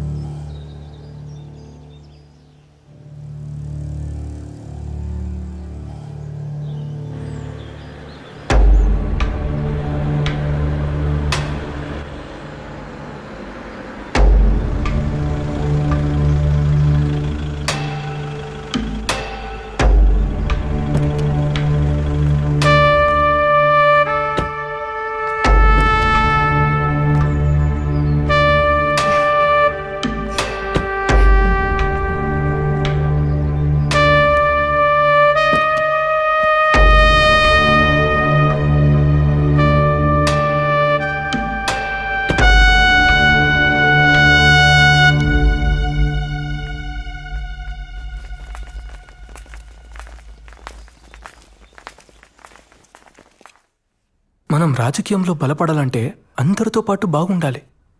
అవును, వాళ్ళని నువ్వే రమ్మన్నావా? అవినాష్ చెప్తాడు. అవినాష్ అన్నా, వాళ్ళు చిన్న మనుషులు కదా, ఇక్కడేం చేస్తున్నారు? ఈసారి కొంచెం గట్టిగానే ప్లాన్ చేశామన్నా.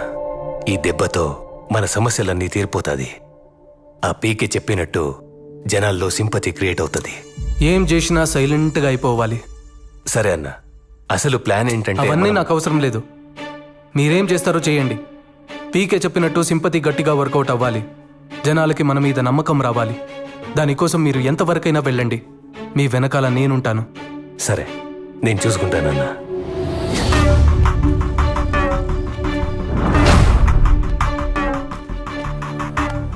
ఏంటయ్యా దస్తగిరి, ఎప్పటికైనా నమ్ముతుంటావా?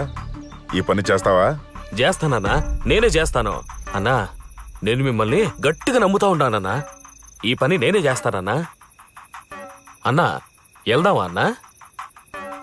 ఆడ మనకడ్డు ఎవడు లేడు కదా. నైట్ వాచ్మెన్ లేడు, వాని భార్య లేదు. అన్నా, ఆ రంగయ్య గాడేమో ఉట్టి విరికోడు. ఆఖరికి వాడి కుక్క కూడా లేదు. కుక్క అంటే గుర్తొచ్చుండాది. దాన్ని ఎలా చంపేసినారన్నా?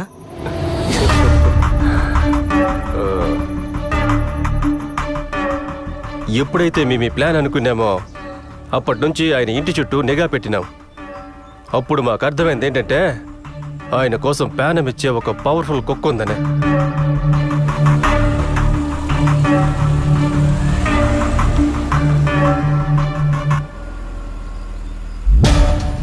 విశ్వాసం లేని బంధువుల కన్నా ఈ పెంచుకున్న కుక్కలే చాలా డేంజర్. దాని ప్యానం పోయినా వివేకాకి ఏం జరగనివ్వదు. దాన్ని చంపేస్తే వివేక ఊపిరి సగం తీసేసినట్టే అనుకున్నాం.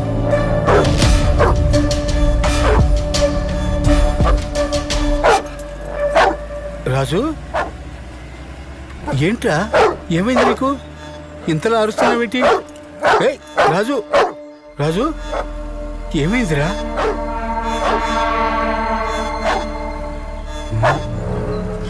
వెళ్ళింది ఇంటి చుట్టూ ఎన్నిసార్లు తిరుగుతూ అంటారు? వీళ్ళ వాకం చూస్తే ఇది తేడాగా ఉండదు. చూడ్డానికి దొంగల్లా కనిపిస్తున్నారే. అరే రాజు, ఎక్కడికి పోతున్నావురా? రాజు ఆగు.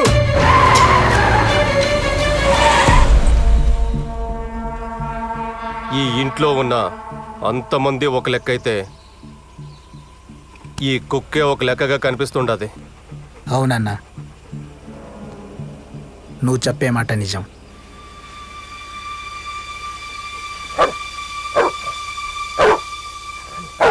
అన్నా, ఇదే కరెక్ట్ టైం అన్నా. బండి ఎక్కించాయి, చంపేయన్నా, చంపేయ్.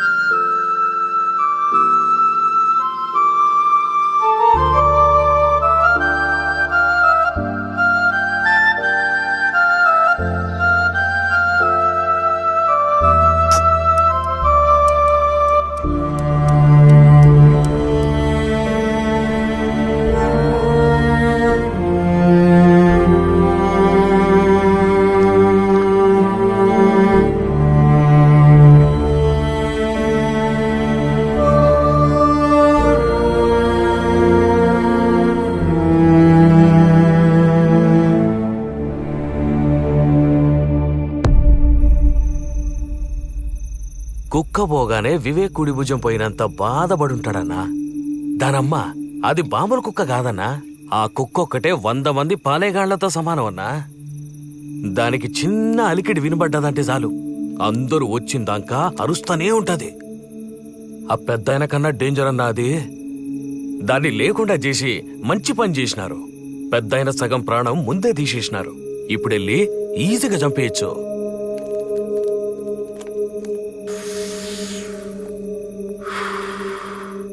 వేయడానికి గొడ్డలి మాత్రం మంచి తెచ్చుండవరా. ఏం మంచిదో పోన్నా. అది చేసేటప్పుడు శంకర్ రెడ్డి అన్న మాటలే గుర్తుకొస్తుంది.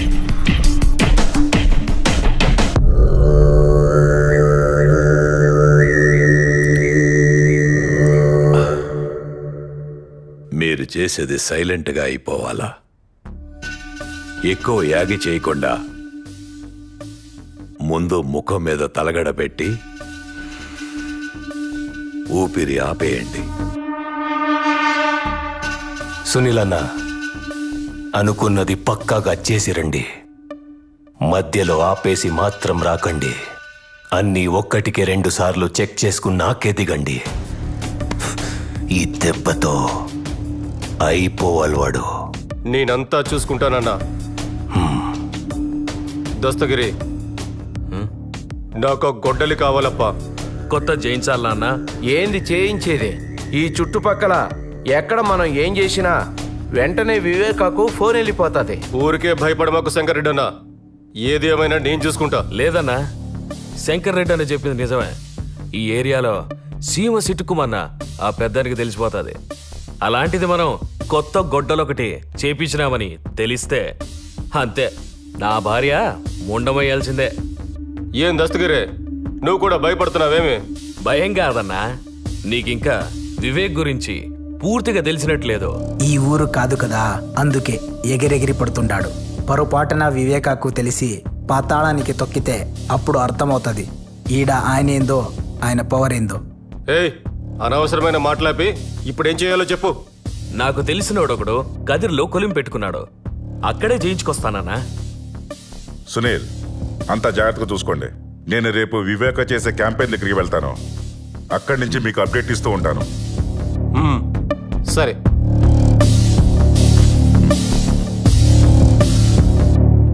Cheers.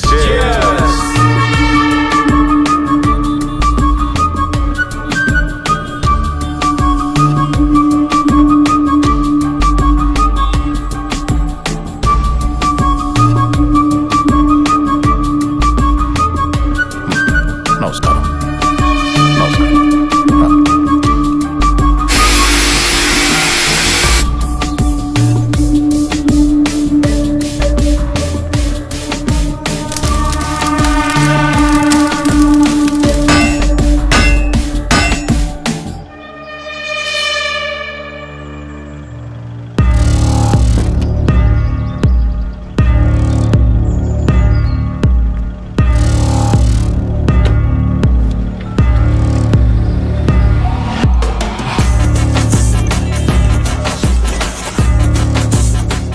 హలో సునీల్, వివేక ఇప్పుడే బయలుదేరినాడు క్యాంపెయిన్ నుంచి. ఓకే, ఇక్కడంతా నేను చూసుకుంటా.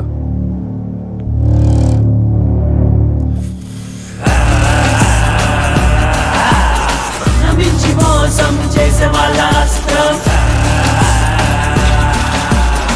ఇది ఆ నలుగురి కుట్రం. నమ్మించి మోసం చేసే వాళ్ళ అస్త్రం ఇది ఆ నలుగురి కుట్రం. వెంట నడిచినారు, ప్రేమ చూపినారు, అయిన వాళ్ళే వెన్నుపోటు పొడిచినారు.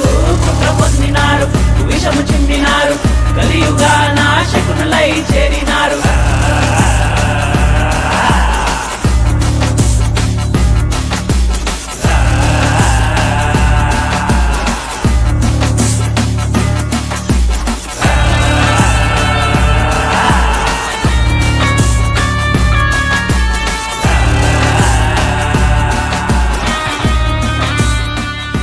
హలో సునీల్, ఏమై ఉండదు?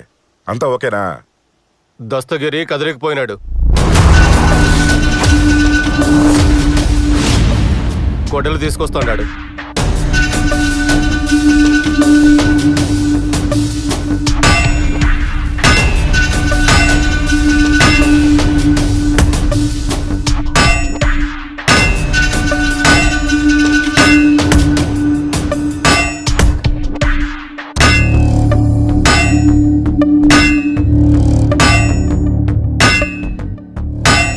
ఇప్పుడు ఎలాంటివేంది?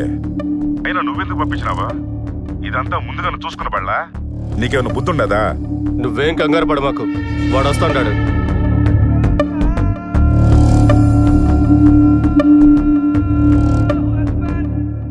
నువ్వు వాడు అప్డేట్ ఇస్తే చాలు.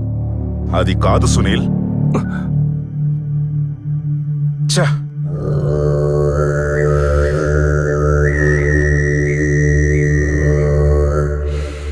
ఏమైంది అవినాష్? ఎంతవరకు వచ్చింది?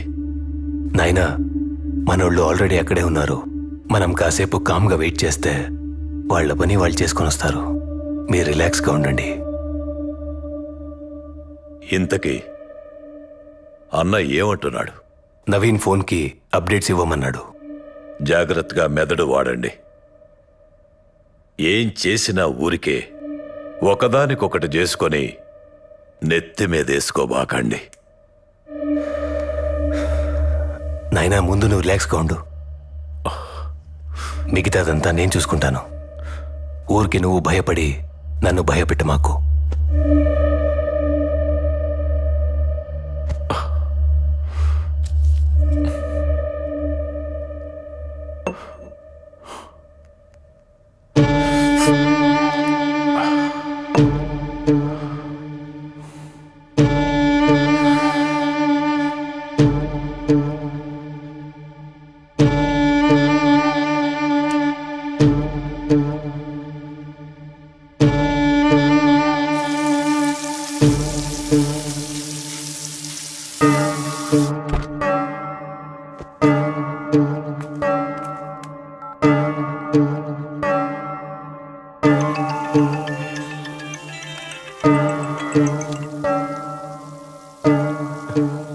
హలో, వచ్చినాడా దస్తగిరి? ఇంకా రాలేదు. ఇక్కడంతా బాగానే ఉంటుంది. చెప్పాను కదా, నేను అన్నీ చూసుకుంటాను. మళ్ళీ మళ్ళీ ఫోన్ చేసావంటే వాడికన్నా ముందు నిన్నేసేస్తా. గమ్మునాడిని ఏడుకు తీసుకురా. అది కాదు సునీల్, ఆ మాట పూర్తిగా వినకుండా కట్ చేసినాడే.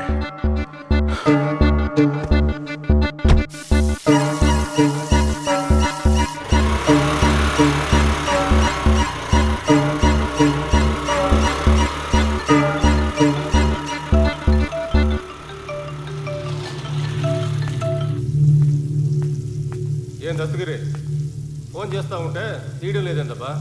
అన్నా డ్రైవింగ్లో ఉన్నానన్నా, టెన్షన్ అవుతా ఉంది. టెన్షన్ దేనికబ్బా? ఇంతకీ తెచ్చినావా లేదా? తెచ్చినానన్నా, బండిలో ఉండాది. సరే తొందరగా రా, పోయి మందు తాగుదాం. సరే అన్నా, వస్తాను. వీడేంటి ఇక్కడ? మళ్ళీ ఈ ఇంటి చుట్టే తిరుగుతూ ఉంటాడు. మొన్న వచ్చినప్పుడు కుక్క చచ్చిపోయింది. వీళ్ళంతా మళ్ళీ తిరుగుతున్నారంటే ఇంకేం ఘోరం జరగబోతాండాదో. ఈ విషయం అయ్యగారికి చెప్పాలి. ఆయన్ని ఎలాగైనా ఒప్పించి హైదరాబాద్కి పంపించాలి. అంత రెడీగా ఉండదన్నా, ఆ వివేక్ రావడమే ఆలస్యం.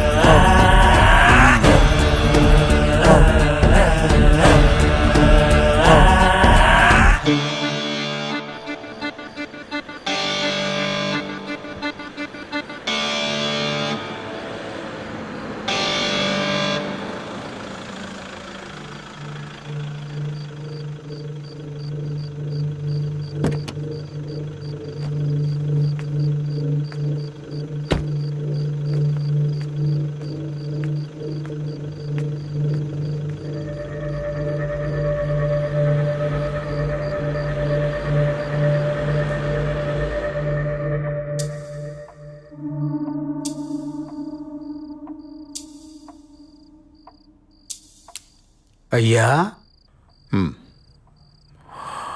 డ్రైవర్ని పిలిపించి హైదరాబాద్కి వెళ్ళిపోండి అయ్యా. ఏమైందిరా? అయ్యా, మన కుక్క చనిపోయిండది కదా, అది మంచి శకునం కాదు. ఇంట్లో ఏడ చూసినా భయం వేస్తుంది. పైగా అమ్మగారు, వాచ్మెన్ ఎవరూ లేరు. మీరు కూడా హైదరాబాద్ వెళ్ళిపోండి అయ్యా. ఈ ఒక్కసారి నేను చెప్పేది వినండి అయ్యా. నాకెందుకో మనసంతా కీడు శంకిస్తా ఉండాది. కుక్క పోయిందని నాకు బాధగానే ఉండాదిరా. అది అపశకునమే కావచ్చు, కానీ దానికి మనమేం చేస్తాం? అది కాదయ్యా, నా మాట విని హైదరాబాద్కి వెళ్ళిపోండి అయ్యా. యాడికి రాపోయేది? పులివెందులలో, పైగా నా ఇంట్లో. నాకు భయమేందిరా? నన్ను ఎవడేం చేస్తాడు? నువ్వు దిగులు పడకుండా పోయి పడుకో. అది కాదయ్యా. నువ్వు వెళ్ళి పడుకోరా, నేను చూసుకుంటానుగా. రంగయ్య, అయ్యా, ఆ తలుపు తెరిచిపెట్టుండు. గంగిరెడ్డి వస్తా అన్నాడు. గంగిరెడ్డా? ఇప్పుడా? ఈ టైంలో గంగిరెడ్డితో పనేందయ్యా? ఏంటి రంగయ్య, ఈరోజు ఎంత మాట్లాడుతుండావు? ఆ గంగిరెడ్డికి ఏదో పని ఉండదంట, మాట్లాడడానికి వస్తుండాళ్లే. అయ్యా, గంగిరెడ్డిని రేపు రమ్మని చెప్పండి అయ్యా. ఈరోజు ఇంటికి పొమ్మనండి. నువ్వు ఆలోచించకుండా తలుపు తెరిచిపెట్టి వెళ్ళి పడుకో. నాకేం భయం లేదులే, నేను చూసుకుంటానని చెప్తా ఉండా కదా. పో. సరేనయ్యా.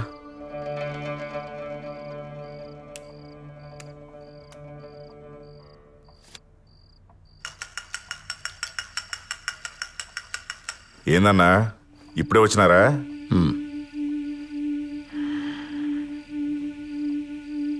కూర్చో. ఏంది గంగిరెడ్డి, అర్జెంటుగా మాట్లాడాలన్నావు? చెప్తానన్నా.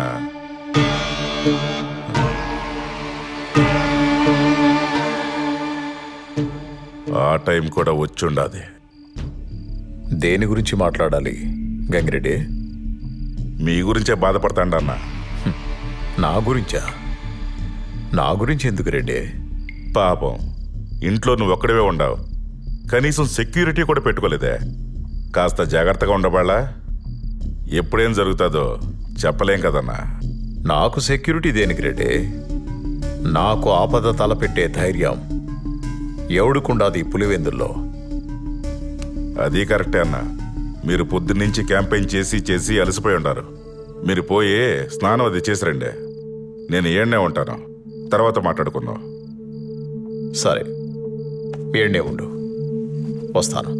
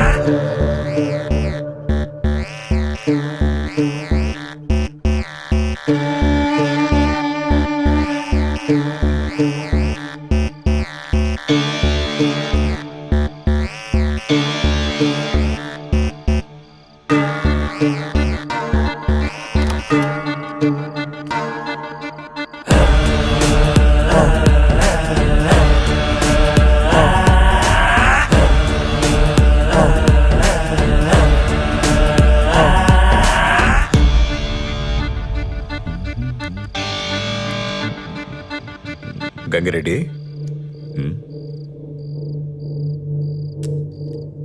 ఈ టైంలో వీళ్ళేంటి ఇక్కడ? అదేనా, ఆ బెంగళూరు సెటిల్మెంట్ గురించి మాట్లాడదామని వచ్చుంటారులే. మీరే కంగారు పడకండి అన్నా, అంతా నేను చెప్తాలే కానీ మీరు వచ్చి కూర్చోండి అన్నా. ఆ సెటిల్మెంట్ పంచాయతీ ఎప్పుడూ అయిపోయింది కదా.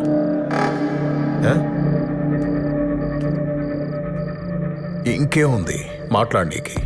ఉండాయన్నా, చాలా ఉన్నాయి మాట్లాడనీకి. నా వాటా డబ్బుల గురించి అడుగుదామని. ఆ సెటిల్మెంటు డబ్బులు వస్తాయని స్వార్థంతో చేసింది కాదు గంగిరెడ్డి, ఇచ్చిన మాట కోసం చేసి పెట్టింది. దాని నుండి ఒక్క పైసా కూడా నేను ఆశించలేదబ్బా. మరి నీకెందుకు ఇలాంటి దుర్బుద్ధి పుట్టిందో తెలియడం లేదు. అవును, నేను దుర్మార్గుణ్ణే, నాకు నా డబ్బు కావాల్సిందే. నువ్వు ఇచ్చిన మాట కోసం చేసావో నీ స్వార్థం కోసం చేసావో అదంతా నాకు అనవసరం. నా డబ్బు నాకు కావాలి. ఎన్నిసార్లు చెప్పాలయ్యా నీకు? అర్థం కావట్లేదా? ఇది డబ్బుల కోసం చేసింది కాదు. దీని గురించి మర్చిపో. మళ్ళీ ఈ మ్యాటర్ గురించి మాట్లాడాల్సిన అవసరం లేదు. మాట్లాడుతూ వెళ్ళిపోతాండో. కూసో. నా డబ్బు నాకు కావాలి, నా వాటా నాకు కావాలి. ఇస్తావా లేదో చెప్పు. ఆల్రెడీ నీకు చెప్పాను కదా, ఇంకేముంది మాట్లాడటానికి? దీని గురించి మాట్లాడడానికి ఏమీ లేదు. అర్థమవుతుందా? అవదో. నాకు అర్థం అవ్వదు. నా వాటా నాకు కావాలి అంతే. ఇస్తావా లేదా చెప్పు. నా దగ్గర డబ్బు లేదు, నేనివ్వను. ఏంట్రా మాటలతో చెప్తే అర్థం కదా, చేతులతో చెప్పాలా? నువ్వు సెటిల్మెంట్ ని డబ్బు కోసం చేసావో దేనికోసం చేసావో మాకు తెలుసు. మా డబ్బు మాకు కావాలి. ఇస్తావా లేదా? సునీల్, వాణ్ణి అంత టార్చర్ పెట్టాల్సిన అవసరం లేదు. ఆడికి ఆల్రెడీ స్టంట్ వేశారు.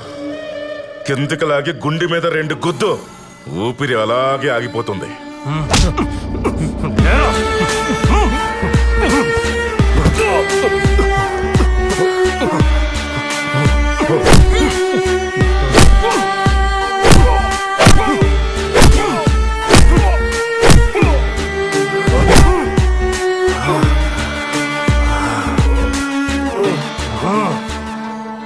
గొడ్డలివరా?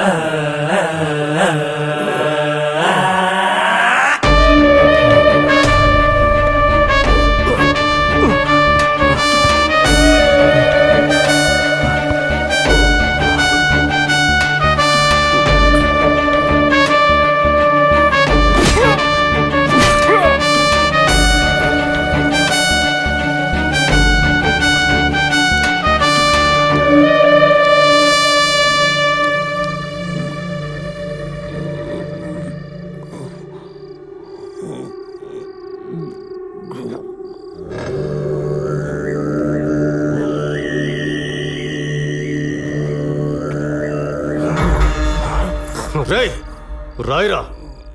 మేం చెప్పినట్టు లెటర్ రాయ్. రాయమంటుంటే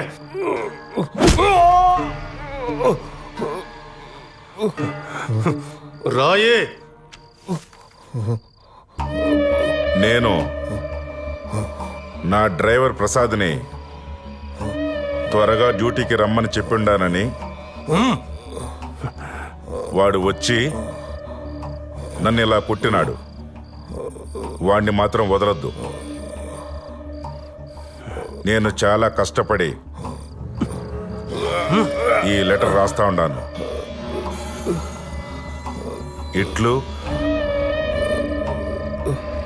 వివేక.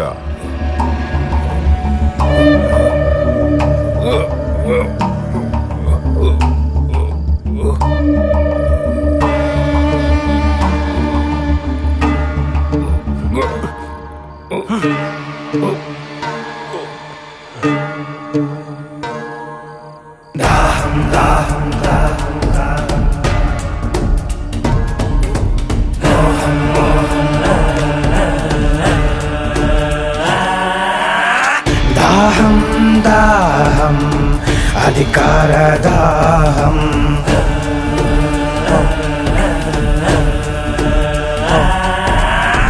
మోహం మోహం కుర్చీ మీద మోహం,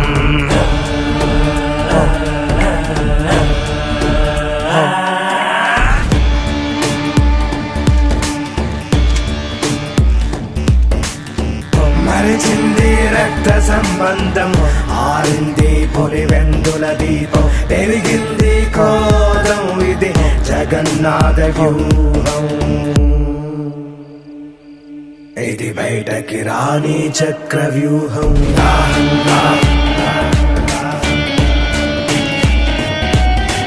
మోహం మోహం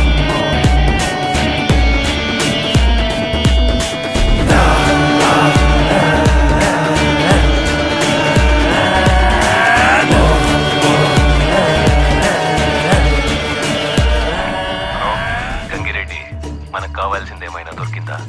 అదే పని మీద ఉన్నాను అవినాష్. దొరకగానే చెప్తాను. ఆ ముసలోడి ఊపిరి ఆరిందా?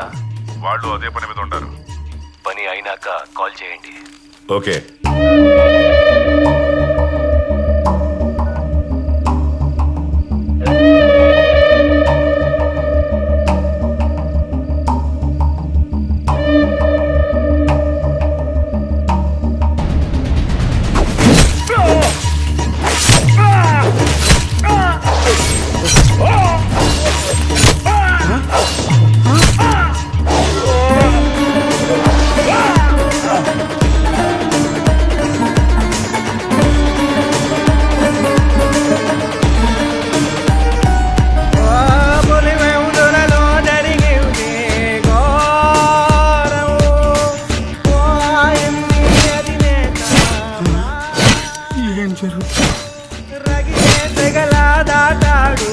తీరం జగనే రణమై చేశాడు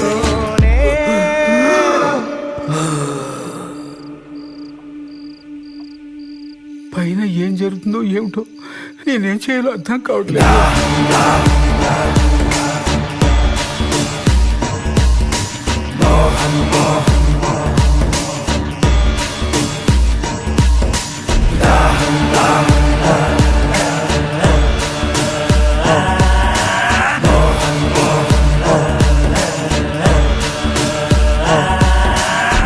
ద్రోహం ద్రోహం విశ్వాసద్రోహం మదనం మదనం తెర వెనక మరణం.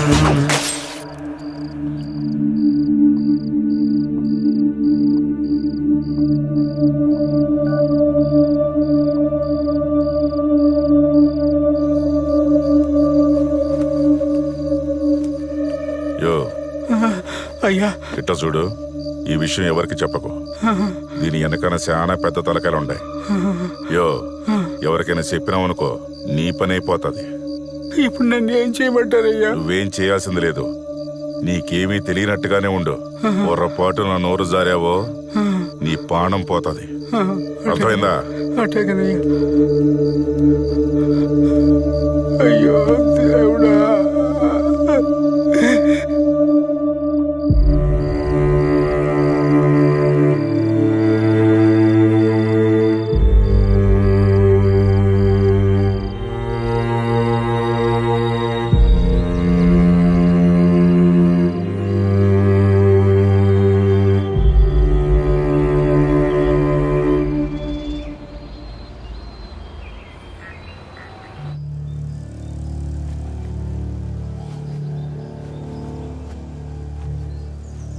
ఏంటి సార్ ఇది? ప్రొసీజర్ ఫాలో చేయట్లేదు. ఇలా అయితే ఎవిడెన్స్ మొత్తం పాడైపోతుంది. ఇప్పుడు క్లీన్ చేయొద్దు సార్, ప్రొసీజర్ ఫాలో అవుదాం. ముందు నువ్వు కామ్గా ఉండు, మిగతావన్నీ నేను చూసుకుంటాను. అలా కాదు సార్, ఇలా చేస్తే ఆధారాలు పోతాయి. దయచేసి నా మాట వినండి.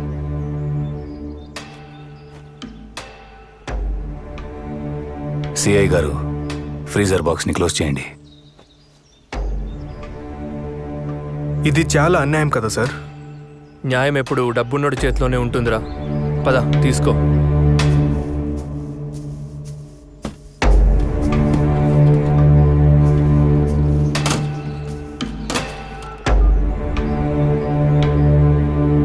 అన్నా, బాబాయ్కి హార్ట్ అటాక్ అయింది. బాత్రూంలో పడి తల తగిలి రక్తం పోయి చనిపోయాడని సునీతకు అప్డేట్ చేశాం. అన్నా, ఇక్కడంతా సేఫ్. బాడీ మొత్తం పూలతో కప్పేసి స్టిచ్చింగ్ చేసేసాం. ఫ్రీజర్ కూడా తెప్పించుండాం. నువ్వు తొందరగా వస్తే క్రిమేషన్ చేయించిద్దాం. నాకీడ చిన్న పనుండది, చూసుకుని బయలుదేరుతాను. సరే అన్నా. ఈ లోపు నువ్వు అక్కడంతా జాగ్రత్తగా చూసుకో.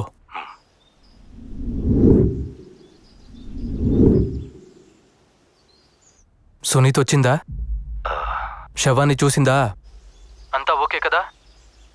లేదన్నా, ఆమె కోసమే వెయిటింగ్. కానీ ఏం భయం లేదు, ఇక్కడంతా సెట్ అయింది. సరే, జాగ్రత్తగా ఉండండి. ఏదైనా సరే నాకు పిన్ టు పిన్ అప్డేట్ చేస్తూ ఉండండి. మురిపాలు పోత పోసి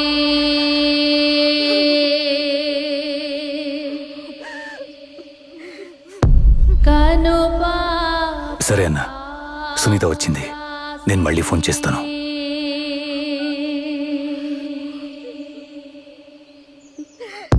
కాలు కందిపోకుండా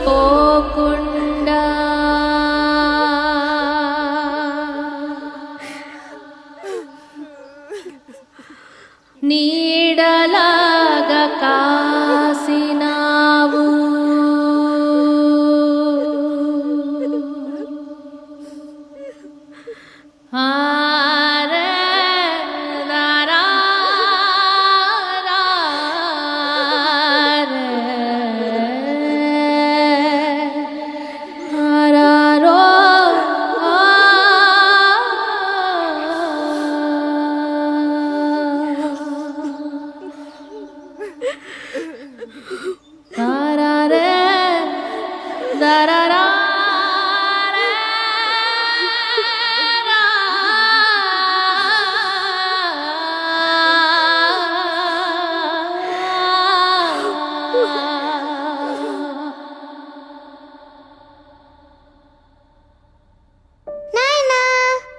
నాయనా ఈసారి కూడా జిల్లా స్థాయి రేస్ కాంపిటీషన్లో నేనే ఫస్ట్ వచ్చాను. ఇదిగో ప్రైజ్ కూడా ఇచ్చారు. హా. నా చిన్నారి తల్లి, అన్నిట్లో నువ్వే ఫస్ట్ వస్తావని నాకు తెలుసు. ఇంతకీ నువ్వు పెద్ద అయినాక ఏమవ్వాలనుకుంటున్నావు తల్లి? నేను కూడా పెద్ద నాయనలాగే 5 రూపాయల డాక్టర్ అవుతాను నాయనా. పెద్ద నాయనలాగా అందరినీ బాగా చూసుకుంటాను. అయితే నన్ను కూడా బాగా చూసుకుంటావు కదా? నిన్నైతే పక్కనే ఉండి బాగా చూసుకుంటా నాయనా. నేను పక్కనుండుంటే ఇదంతా జరుగుండేది కాదు కదా నాయన. ఇదంతా నాదే తప్పు. నన్ను క్షమించండి నాయన. నా బంగారు తల్లి. వివేకాలు పంచే నాయనా,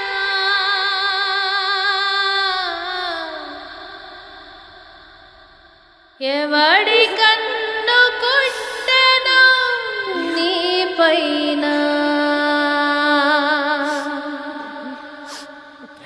అవినాష్, దీన్ని కొంచెం ఓపెన్ చేస్తారా? అక్క, దీన్ని ఓపెన్ చేస్తే బాడీ డీకంపోజ్ అయ్యి స్మెల్ వస్తుందేమో. అది నాకు తెలుసు. నేను కూడా డాక్టర్నే. ఓపెన్ చేయించు.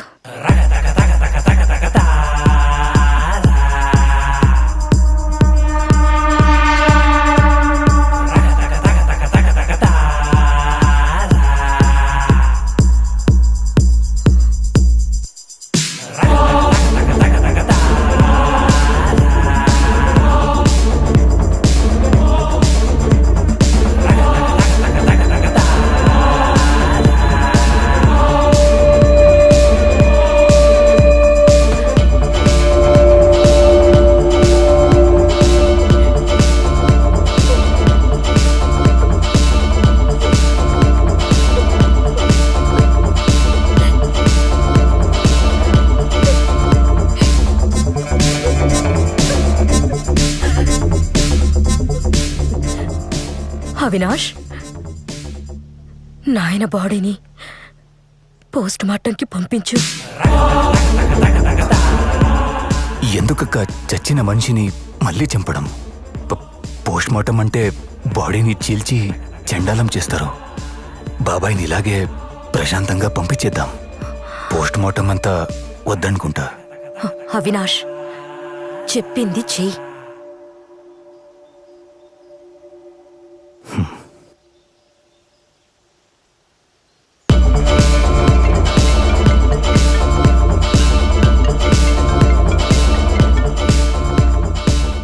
అవినాష్, ఎందుకు అన్నిసార్లు ఫోన్ చేస్తాడావు? నేను చెప్పాను కదా నాకు కొంచెం పని ఉండాది, చూసుకొని వస్తానని. అది కాదన్నా, సునీత పోస్ట్ మార్టం చేయాలంటుంది. కేసు ఫైల్ చేపిస్తోంది. ఏం చేయాలో తెలియట్లేదు. సరే, నేను వస్తాను. ఈలోగా నువ్వు సిచ్యువేషన్ మన చెయ్యి దాటకుండా చూసుకో చాలు. సరే అన్నా. స్పీచ్ వచ్చిండదా లేదా? ఇంకా ఎంతసేపు? అక్కడ కొంపలు మునిగిపోతాండాయి. వచ్చిండది.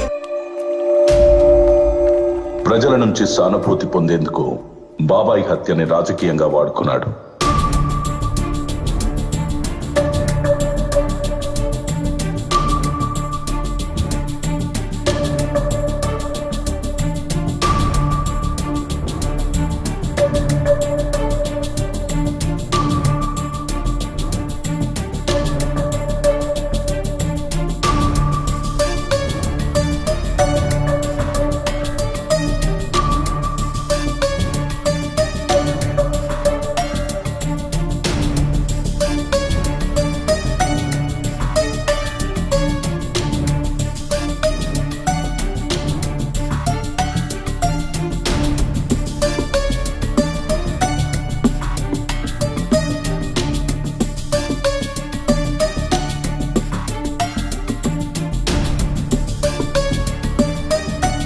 చిన్నాన్న మీద జరిగిన ఈ ఘటన నిజంగా అత్యంత దారుణమైన, రాజకీయంగా అత్యంత నీచమైన చర్య ఇది.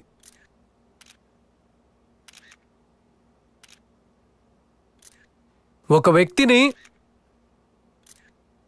ఒక ఎక్స్ ఎంపీ, 30 సంవత్సరాల సుదీర్ఘ రాజకీయ చరిత్ర కలిగిన,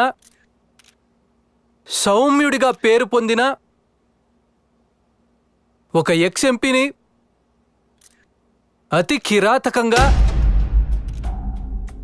ఇంట్లోకి చొరబడి చిన్నానను బెడ్రూమ్లో బెడ్ పక్కన గొడ్డలితో నరకడం జరిగింది. జరిగిన తర్వాత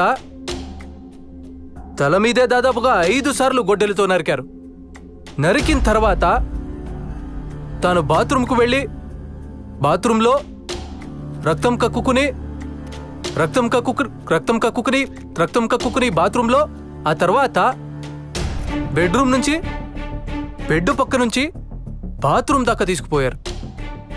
బాత్రూంలో తను రక్తం పూసినారు. కమోడ్కు తను కొట్టుకుని కిందపడి చనిపోయినట్టుగా చిత్రీకరించే కార్యక్రమం జరిగింది.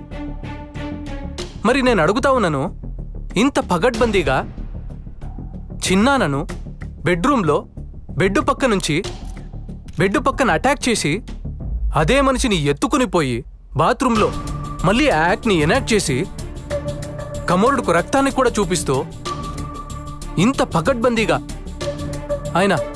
ఆయన స్పృహ తప్పి పడిపోయే క్రమంలో తాను చనిపోయినట్టుగా ఫ్యాబ్రికేట్ చేసి చూపిస్తా ఉన్నప్పుడు చిన్నాన how can he write a letter? అంటే ఏంటి, వాళ్ళ సమక్షంలోనే తాను లెటర్ రాస్తాడా? అంటే తన సమక్షంలో వాళ్ళు రక్తంతో కూడిన లెటర్ రాయగలుగుతాడా? తన సమక్షంలో వాళ్ళు చంపించే హంతకుల సమక్షంలోనే తాను లెటర్ రాస్తూ ఉంటే ఆ హంతకులు చూస్తూ ఊరుకుంటారా? అంటే దాని అర్థం ఏంటి అనంటే ఆ లెటర్ కూడా ఫ్యాబ్రికేటెడ్ లెటర్ అని. ఒక లెటర్ని కూడా ఫ్యాబ్రికేట్ చేసి పోలీసులు చూపిస్తున్నారు అనంటే, ఒక డ్రైవర్ మీద నేరాన్ని నెడుతూ పోలీసులు ఒక ఫ్యాబ్రికేటెడ్ లెటర్ని కూడా చూపిస్తున్నారు అనంటే టోటల్గా ఈ వ్యవహారం అంతా కాన్స్పిరసీ తీరు నుంచి పక్కకు పోయి ఒక ఎక్స్ ఎంపీని అత్యంత దారుణంగా చంపారన్న విషయం మీద నుంచి పక్కకు పోయి ఒక సౌమ్యుణ్ణి అన్యాయంగా చంపినారన్న అంశం మీద నుంచి పక్కకు పోయి టోటల్గా ఈ విషయాన్ని వేరే పద్ధతులకి తీసుకెళ్లే కార్యక్రమం దగ్గరుండి జరుగుతూ ఉంది అక్కడ. అందుకనే నేను గట్టిగా డిమాండ్ చేస్తా ఉన్నాను, we want a CBI enquiry. ఆ రోజుల్లో నాన్న ప్రతిపక్ష నాయకుడిగా ఉన్నప్పుడు రాజారెడ్డిగా అబ్బన్ చంపినప్పుడు చంద్రబాబు నాయుడే, నాన్నగారు ప్రతిపక్షంలో ఉన్నప్పుడు రాజారెడ్డిగా అబ్బన్ చంపినప్పుడు చంద్రబాబు నాయుడే, మళ్ళా నాన్నగారు హెలికాప్టర్ క్రాష్ లో చనిపోయినప్పుడు అసెంబ్లీలో అన్న మాటలు చంద్రబాబు నాయుడు గారే. నాన్నగారు హెలికాప్టర్ క్రాష్ లో చనిపోయినప్పుడు అసెంబ్లీలో అన్న మాటలు చంద్రబాబు నాయుడు గారే. నా మీద దాడి జరిగినప్పుడు చంద్రబాబు నాయుడు గారే ముఖ్యమంత్రిగా ఉన్న వ్యక్తి. నా మీద దాడి జరిగినప్పుడు చంద్రబాబు నాయుడు గారే ముఖ్యమంత్రిగా ఉన్న వ్యక్తి. ఇవాళ చిన్నాయన మీద దాడి జరిగిన నేపథ్యంలో ముఖ్యమంత్రిగా ఉన్న వ్యక్తి మళ్ళీ చంద్రబాబు నాయుడే.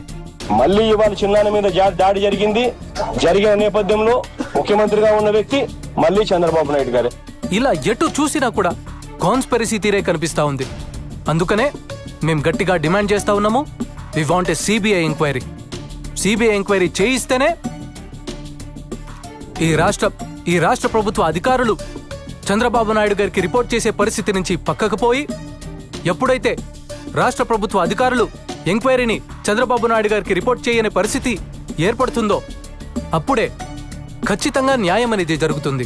ఎక్కడ చూసినా కూడా కాన్స్పిరసీ థియరీ కనిపిస్తా ఉంది. సిబిఐ ఎంక్వైరీ చేస్తేనే రాష్ట్ర ప్రభుత్వ అధికారుల చేతిలో నుంచి ఈ ఎంక్వైరీ చంద్రబాబు నాయుడు గారికి రిపోర్ట్ చేసే పరిస్థితి నుంచి బయటికి పోయి, ఎప్పుడైతే చంద్రబాబు నాయుడు గారికి రిపోర్ట్ చేసే పరిస్థితి నుంచి ఇండిపెండెంట్ గా ఎంక్వైరీ చేసే పరిస్థితి ఎప్పుడైతే వస్తుందో అప్పుడే న్యాయం అనేది ఖచ్చితంగా జరుగుతుంది. సో అందుకనే నిజాలు బయటికి రావాలి. చేసిన వాళ్ళు ఎవరైనా కూడా వాళ్ళ మూలాలు తెలియాలి. అందుకనే వి డిమాండింగ్ ఎ సిబిఐ ఎంక్వైరీ. ఈ సిబిఐ ఎంక్వైరీ కోసం we will represent to everybody whomsoever needs to be represented. So we are demanding a CBI inquiry. The CBI inquiry kosam we will represent to everybody whomsoever needs to be represented.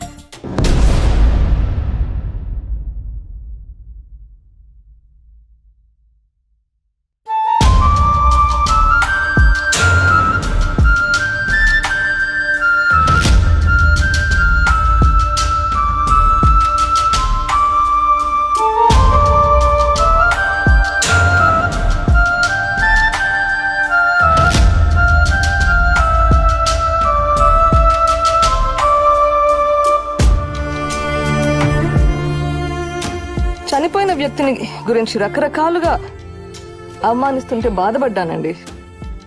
కూతురిగా మరింత కుంగించినాను. ఒక పెద్ద family మీద ఇన్ని మచ్చలు ఆరోపణలు వస్తుంటే తట్టుకోవడం ఎవరికైనా కష్టం. ఫేర్గా విచారణ జరగాలి. దోషులు ఎవరైనా ఎంతటి వారైనా శిక్ష పడాలి. ఇంతకు మించి ఈ స్టేజ్లో నేను ఏం చెప్పినా గానీ బాగుండదండి.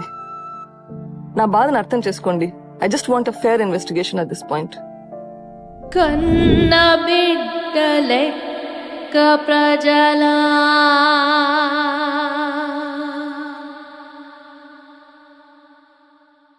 బాగు నీవు కోరినావు,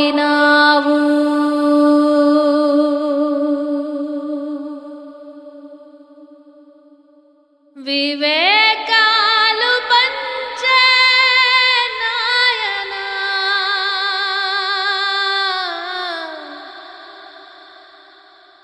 ఎవడి కన్ను కుట్టెను నీ పైన